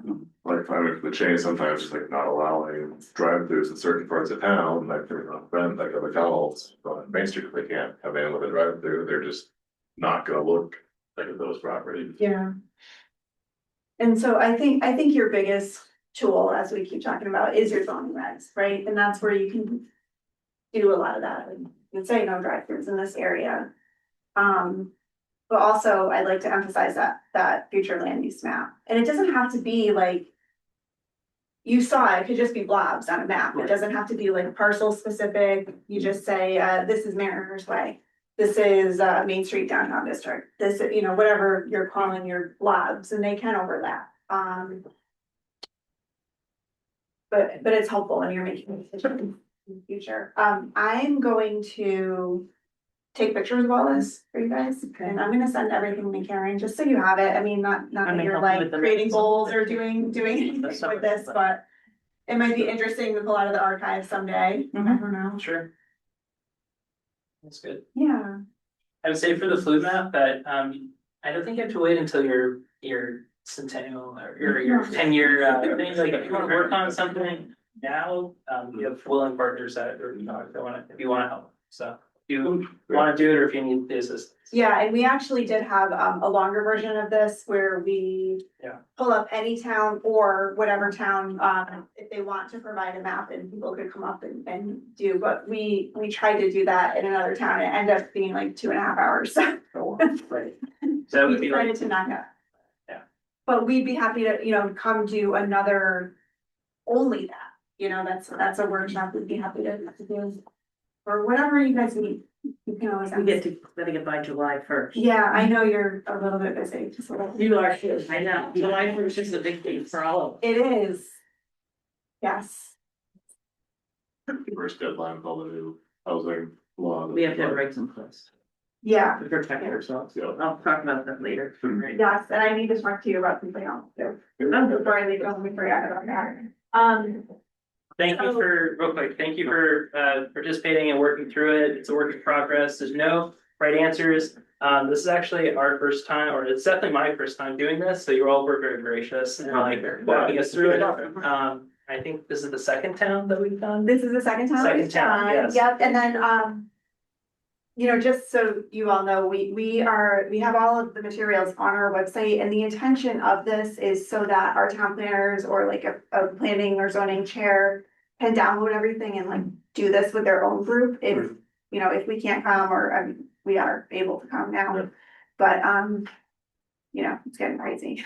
Housing bill. And there is one last thing, and that's an assessment.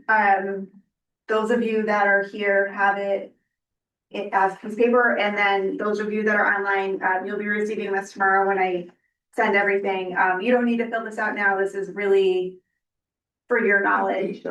Yeah. It's not a quiz. It's a quiz, yeah. I was feeling pressure. I know. You don't need, I'm not gonna grade you, you don't even have to give it to me, it's just more like, do you know this stuff now? Or maybe you knew it before, it really, the answers are on that key takeaways slide, the last one that I said was the most important slide, so I'll be sending all that to you as well. And Okay, this was good, thank you. Yeah. Yes, for yeah, I sure. appreciate the opportunity to be here with y'all, and let us practice a little bit. Yeah. This would have been good a couple of years ago. Yeah, Our updates, but that's good. Yeah, and, it's good to just think about it as we, you know, everything comes through and, you know, I like the idea of, you know, doing one of these like blue maps sort of. Well, we could work on scheduling something, In July. Yeah. I don't know, we got a lot going on, which I'll fill you in on, so. thank you, and thank you all for joining us Yeah. online, sorry that, I don't know, it didn't occur to me that it would be online, so I wasn't prepared the right way for you. It's all right. You need to catch up for 2 minutes before you go, or, Yes. and then I'll just have to. Oh, no, do your thing, I can talk to you about it. Yeah, I don't wanna make you stay later, I thought. No, no, it's, I mean, it's a big thing or a little? No, Okay. go ahead. All right. Thank you. Thank you. Yeah, we're now on to the, committee and staff reports. Committee reports. No reports from Yeah. inland wetlands. No specifics on Mariner's Way, you know, we're moving forward kind of with ideas and tools, and information. And like last River Cod, there's a lot of that, just the new state regs and hearing all the inputs around those, around the regional planning. All right, Okay. like you're up, Chris. All right, so just to kind of go through what you've got coming down the pike in a few things. We've got more development coming through. The one thing is Ferry Landing, which is the former Between the Bridges. They would, on April 15th at 6 o'clock, which is right before your meeting at 7. The land use department is hosting a joint meeting so that all the boards and commissions, harbor management, planning, zoning, everyone can come in and just have an overview of their concept plans for redevelopment. So it's not replacing the planning meeting on the 13th. Well, we're 7, you normally, Yeah, so I put okay. it at 6 to give Right. them an hour, and then rather than have them do a road show and repeat everything, the thought was they could come in one night. Obviously, we save our recordings, anybody who misses it could watch it, but I think it's gonna be valuable. They're gonna be talking about some text amendments and things at a zoning meeting coming up, so I think it makes sense, obviously, for you to be there. It's an hour earlier. Are they on our agenda? No, this is a meeting, so we've invited economic development, harbor management, But we planning. roll into just planning, are we gonna be reviewing the same material, Ferry Point? No, so It's 6 not on the o'clock. 15th, but that, it's gonna probably come through planning at some point, or some of these. You're right, this is just kind of their concepts. So, we don't have any applications at this point, but it's good for everybody to get in the loop. So that's the 15th at 6. That night, we've received Max's Place application for zoning, so you're going to have a lot line modification, which is under your purview. And then we have a petition to modify the incentive housing zone text, which is a referral for that night. And so far, that's kind of what we've got there. Some other things coming up. We're gonna get in May, you're gonna have, the Conservation Commission is gonna come and present their open space plan recommendations to you. The Kate will be coming in. So we have a municipal improvement application for funding and construction of the additions there.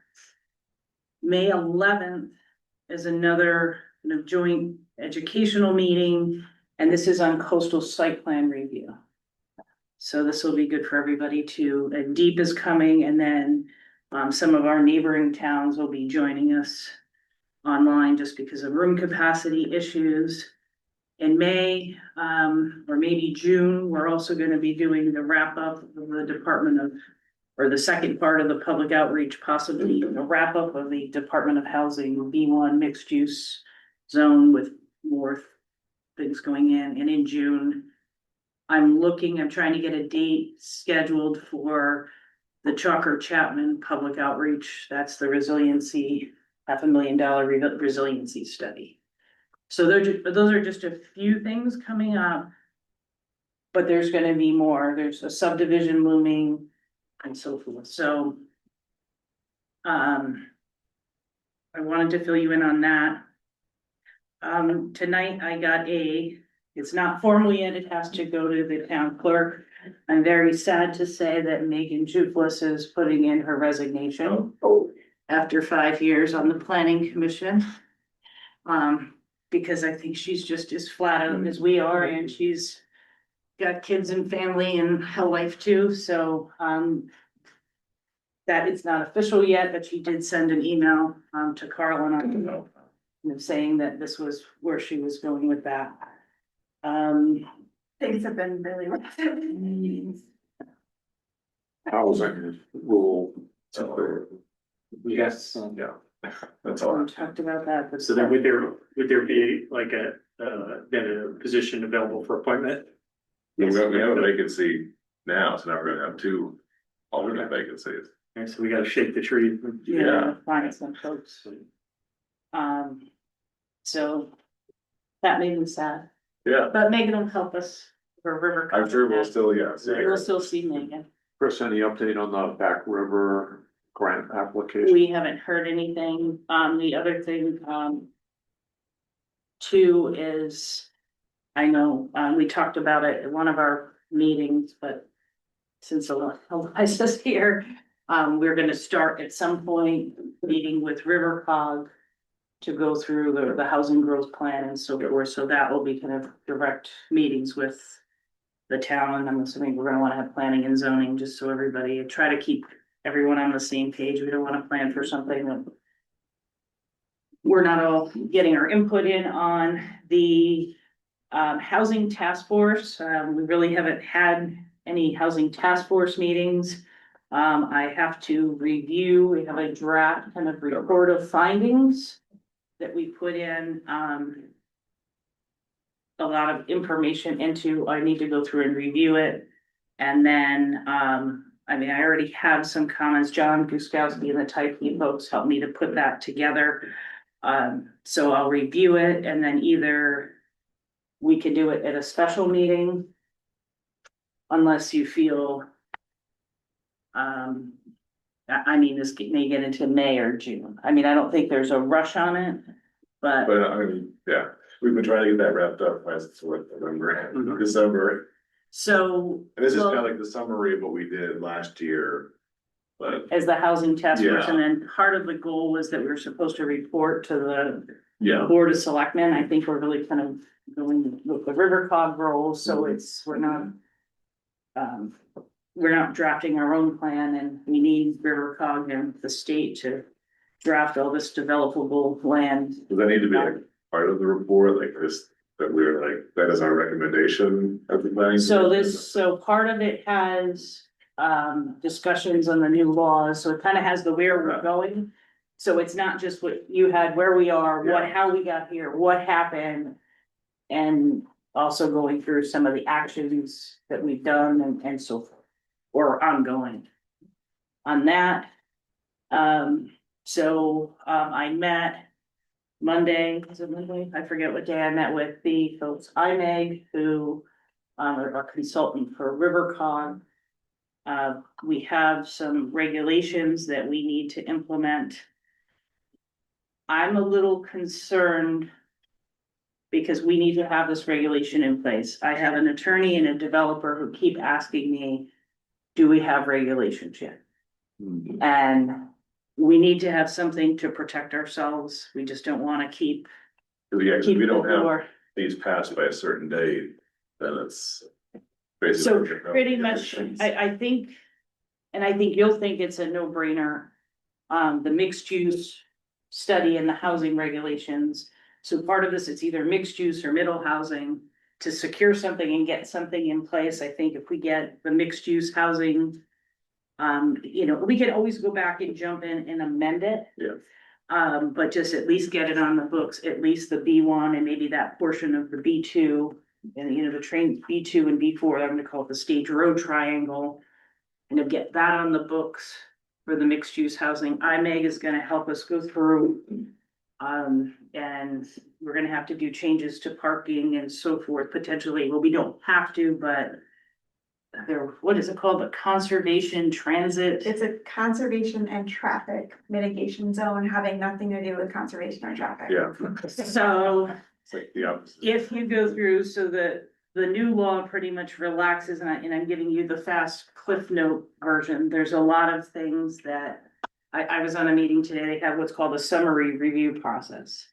IMEG and our attorney, we all agree it's site plan. I was on a meeting with some different zoning officers today. They said, no, it's not site plan. It has a completely different thing. So it's kind of, we're not gonna know how things are gonna fall until somebody gets sued. I hate to say it, but that's, Yeah. or the language gets clarified. It's not defined in this new statute, right? That's how the. Right.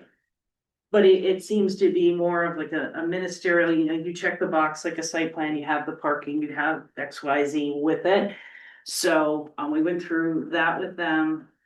We were the first meeting, thanks River Cog for getting us in quick, because we need to get this done. My concern is that we have to get the text, and I wanna fast track it as much as we can. Because in order for us to have a regulation change, there's 35 days. Minimum referral for a text change to be adopted. So if July 1 is the date, we're close. So Matt Willis, our attorney and I've talked to the zoning commission a little bit on Monday. We're just trying to figure out, we have a good game plan on what we can do to get things in place and draft that and then try to get it to everybody as soon as we can, so that it can go to this commission, to the zoning commission, and we can get it adopted. It's not gonna be perfect because the law we're working with is not perfect at all. But But I mean, We can- we need to have something on the books though. it Obviously, has to developers be on the book. Gonna do whatever they want then. So that's where we are, and though the other part of this was we do wanna have this, was it the community, the conservation transit district, traffic district, which makes no sense. So you can have 2 of them. And it can be up to 4% of the land area. The one thing though, is a developable area. This I'm not certain about It's yet. any land. So you can have, they can be 4% each, so you can actually have 8 to 8%, yeah. So the thought would be, where do we need the most parking? So part of this law will open up all of our business zones to mixed use residential. And if you want to add something, jump in, because I know you're right in the. Yeah, and the parking thing is, and I feel like this isn't maybe as, like, if this doesn't happen by July 1st for you, this will still be okay. The parking thing is, a development with 16 units or fewer, so this could be in any zone that allows that. Cannot be denied solely on the basis that there's not enough off-street parking. So you can create these zones where you can, tell a developer, hey, you can give us a parking study and we'll go with the parking study. Or you can also create minimums, but the minimums are written in statute. So it's like 1 parking space for a 1 bedroom, 2 for a 2 bedroom. And then you go with whatever is the lesser amount of the parking study or what's in the statutes. Anything that's not in one of these zones, if it's 16 units or under, No parking. doesn't need. We can't require Correct. parking. But if we do this conservation traffic district, we could go through and say, put that, I think it would make sense to put it over Main Street. Where we really need parking, certain areas in the business district so that we don't have developments without parking. I mean, we can wait to do it. I don't know what your thoughts are, but I think if we're gonna do it, let's just try to get it all done in one shot, and we can always go in and say, you know what, that didn't work. Let's amend it. Any thoughts? I mean, I think we have plenty of parking on Main Street. I think managing parking just makes more cars, which makes more traffic, which makes it more dangerous for pedestrians. no, and I mean, I agree with that, but we're kind of in a reality that I think cars are not going away. Unfortunately, people aren't gonna walk to Stop and Shop if they live on Main Street. People who live at Saybrook Station drive to Stop and, so there's certain things, so that's, but anyway, that's. So all that's kind of in the hopper. I think the mixed use makes sense because we have the tool in place. I'm just kind of. Could we already allow mixed use on Main Street? This is kind of expanding. Expanding it and then maybe do 2 different, the parking districts, so to speak. Yeah. I hate that conservation, it just doesn't even make Yeah. any sense. Or like transit oriented development is what they're calling that 2 to 9 units. It's not, it has nothing to do with transit. Yeah. So we're all just kind of plugging through, trying to figure it out. And it's planners, zoners, attorneys in the same firm have different, that's not what this means. No, I interpret it this way. So it's kind of working to get the best thing we can together by July 1. So that's a big scramble right now that we're working on in the office with RiverCog. Incentive housing zone. So I think I filled you in on our woes of incentive housing. Many of you, Doug, I think may remember, and it went through that. So I have met with the Department of Housing twice. And what I've asked them to do was to reconsider the Saybrook Station apartments for eligibility. I'll probably have to prepare another application, which would be similar to the other one.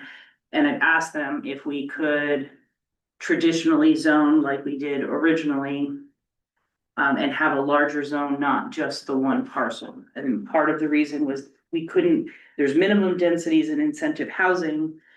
But at the time, the person we were working with said we couldn't make larger zones because we couldn't prove the densities without the soil type.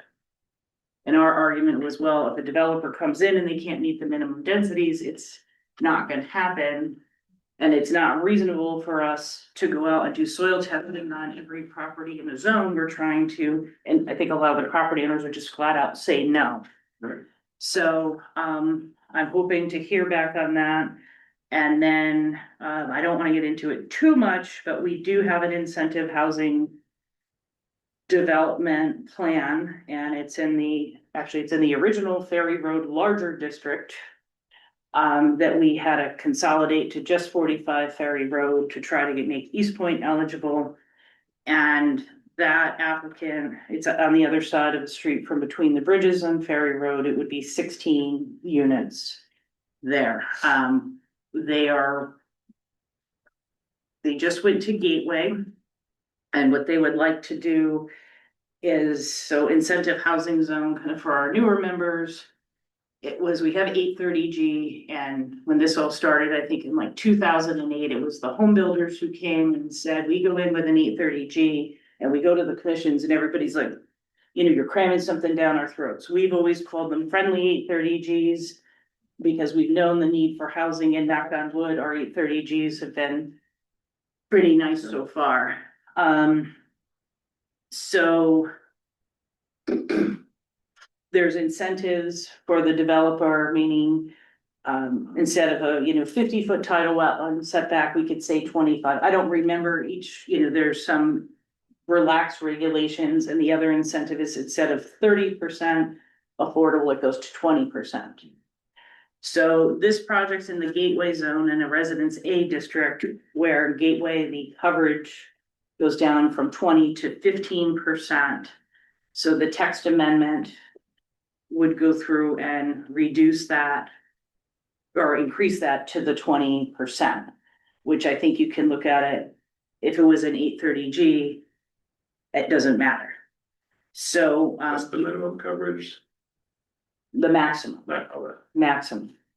So Residence A is 20% maximum unless you're in the Gateway, which reduces it to 15. And then there's something, I think they added a little bit about flexibility with some of the landscaping and that, but. So that got through Gateway. I did send it up to the Department of Housing. They did say they will comment on it, because the other thing was with the East Point development, there was some text that they said they didn't count as undevelopable, and they didn't agree with the one or two individuals we were dealing with. I think, I mean, they can't prejudge it, but I think this group is a little bit more receptive and understands that zoning is larger than just the parcel. So I'm working on that. What else? CMDA, I did reach out to David Corus. I think he's waiting for us to get through the DOH grant. We did get selected as one of the 14 or 15 towns to get consulting services from SLR. The issue is that the Department of Housing study that's currently going on overlaps with the scope of SLR. So that SLR scope applies to all the towns, and it's kind of like you come in, this is what you're there to do. It doesn't make sense for us to repeat something we're already doing, so we have to work on that. And I suspect, I know David and his team, or team of one, I believe now, they're just as busy as all of us are. So either they're waiting for us to kind of wrap up the DOH stuff. I'm hoping, our deadline to wrap it up is October. I'm hoping we're gonna be ahead of the game. Hoping, I can't. Or our contract, I guess, with our consultants is October. So we have that going on. What else do we have? I'm working with the zoning commission. It's kind of another thing like the housing plan. That kind of get pushed to the side a little bit, partially because of the election. We had a number of regulation changes. We were ready to schedule the public hearing, and the zoning commission said, well, wait a minute. What if we have new members? Let's wait till we get the new members, and then we were just getting clobbered. The zoning commission, we had a special meeting in March. We're gonna have one in April. Most likely, we may have to have another one in May. Our meeting 2 Mondays ago was 4 hours. So these agendas are pretty packed in full, and there's more coming. So we're trying to get through as much as we can. We're gonna have a special meeting to kind of go through our housekeeping text. And then we just made I talked to them as well as the commission, as well as the chairman, and I just said, look, why don't we just go through and see what we all agree on? I think I've got 20 pages of amendments. And if it's something we're gonna get hung up on, we'll push it to the side. And some of these regulations we kind of need to fix because they're problematic or could create a problem. So, so for example, one that just came up is that an applicant was talking about, we always talk about dark sky compliance. And the applicant said, well, it doesn't say dark sky compliance for building. We mentioned it in signs, we've always kind of said that was what but it was pointed out that we didn't spell it out, so why were we requiring it? So we're gonna put in language to address that. It's just little things, like that, or the changes to the coastal site plan laws. Just things we need to get behind us. So that regulation change, depending on when the zoning commission, we're scheduled for the 27th for a special meeting to go through text, but maybe we can get it done sooner. I'm not really sure how that's gonna work, but to put it on an agenda with other items, it's just not productive. And after 3 hours of something else, no one really wants to dive into regulations, and we're kind of overtired and delirious. I think that's it. Oh, obviously too, I'll be involved with the Dock and Dine, so they have their 120 days to get their stuff together, so. As of today, I guess they had a survey crew down there. If it's, helping to figure out how to get these applications in and kind of coaching through. So they might have their own zoning applications coming through, right? No, Well, they're gonna need to, I think, it hasn't been discussed formally since this just happened. But I think it would probably make sense, and I know people may get upset, is to kind of get the Dock and Dine building and that permitted first. This is my opinion, no one else's. And then go through and take the time for the park so we can get the public and the parking, is gonna be there and happen. But to meet that timeline, there's just a lot. But as I said, that's my opinion. I think it makes more sense to do it that way. It'll give everyone a chance to put in their 2 cents. Do you have anything for me? Sounds like a full plate. Yeah, I guess that just on that last part there, on the park portion of the dog and design transaction, is there going to be like separate planning meetings regarding what becomes of that space, right? I'm not sure how this is all gonna work, so it was initially in the discussion, someone said, well, we can just plan it all out. And then go to the town and say, well, if we plan it all out, then the residents are gonna say, well, why did you spend all this money on engineering and all of this before, and if it failed, then it was wasted money. So I don't really know it, Yeah. Because the interesting thing about the referendum question, right, didn't kind of really address what happens next. well, that's, I thought I read it, like Park and Rec has the lead and they were gonna solicit input. there's Yeah, park and and that rec, is- selectmen. Okay. I think everybody's gonna have an opportunity to speak, it's just going through and, it's also just. It's in a coastal management area, it's in the gateway, there's just a lot to it. So we'll see, that'll all play out, but it's too soon to know, everybody's just kind of. Saying, okay, this is what we're doing now, we could have woke up and said, okay, we're not doing anything, let's keep going on the housing regs, so.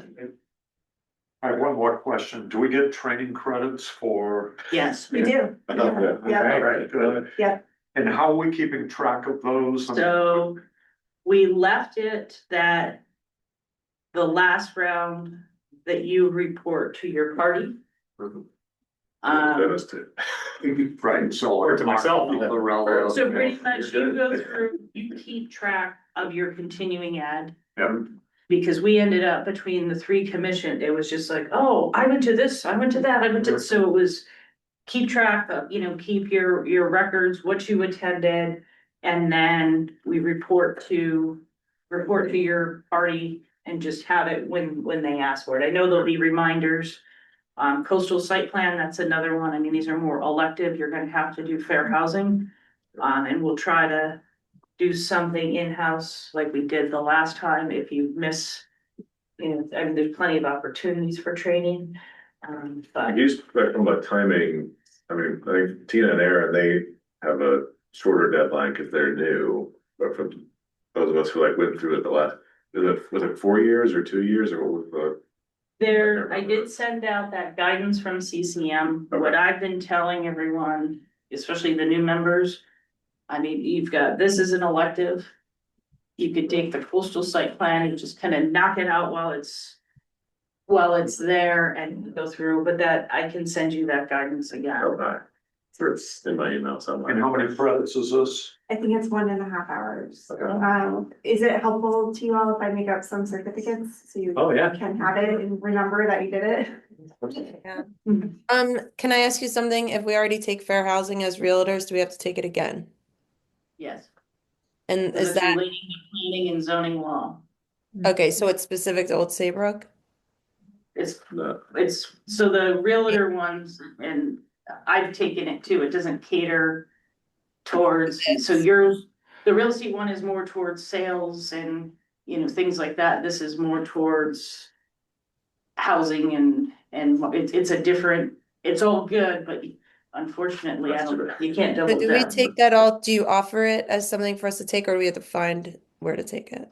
So when things come up, and that's why, like, the one tonight, the coastal site plan, that's another elective. I'll email you and the boards and commissions and say, coastal site plan, this is eligible for continuing ed. And then you can just take that and go from there and keep the reporting. So we will do something with the fair housing in that, and there's other opportunities, Yukon Clear. Yeah, different- I was gonna say, they, and one do you that. can like do on your own time on their website.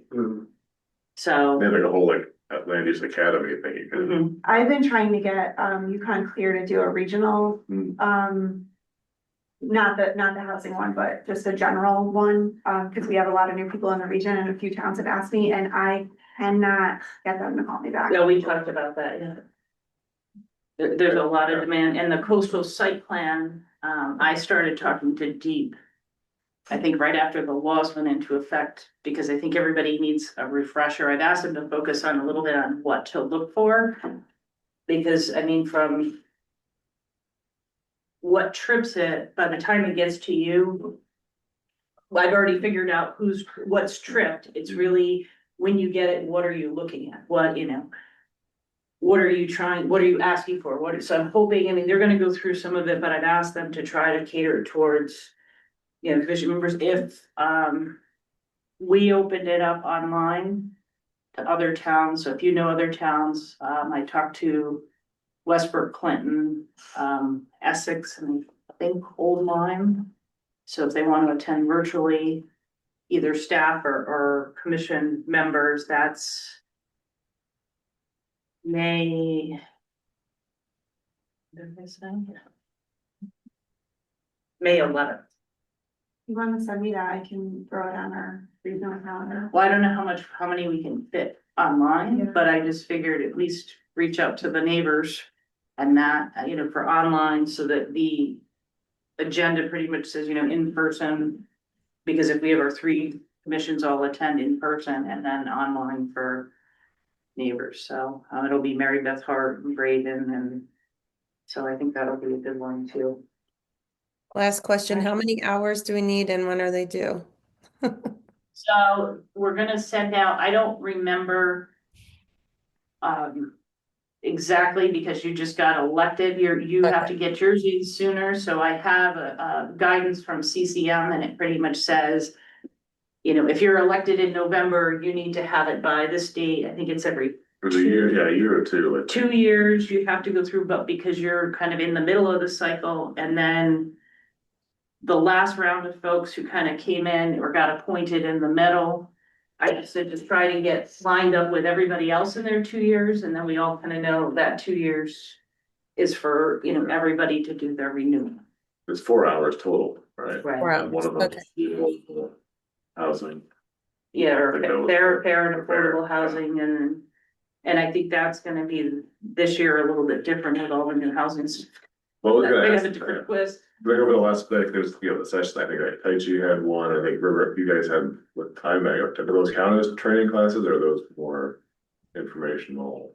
For all of them. Yeah, some of it, cause I think, like Tai Chi had like a session, and you could go and like learn about the new law, and then, like, I might kind of did one, like, would those count? Cause they're kind of explaining I what don't in the think new we law. haven't done anything, or how that would count for having that. So really what we've participated in is really all of us to kind of opportunity for us to wrap our head around what we have to do with the regional housing plan, what's happening to our housing plan, affordable housing plan, which is going away, and just getting educated about July 1st. But you know, the one that was Tyke and Halloran and Sage, I went to a different one.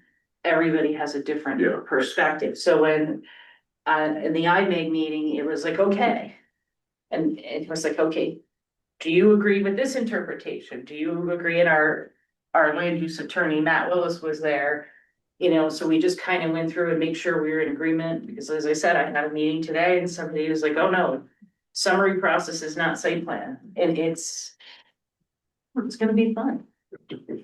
Plus, I mean, the other thing with it is who knows what's gonna happen with all these new bills. That's gonna upset the apple cart again. So it's like, do we go through all this, get stuff in place, and then it all. We'll find out.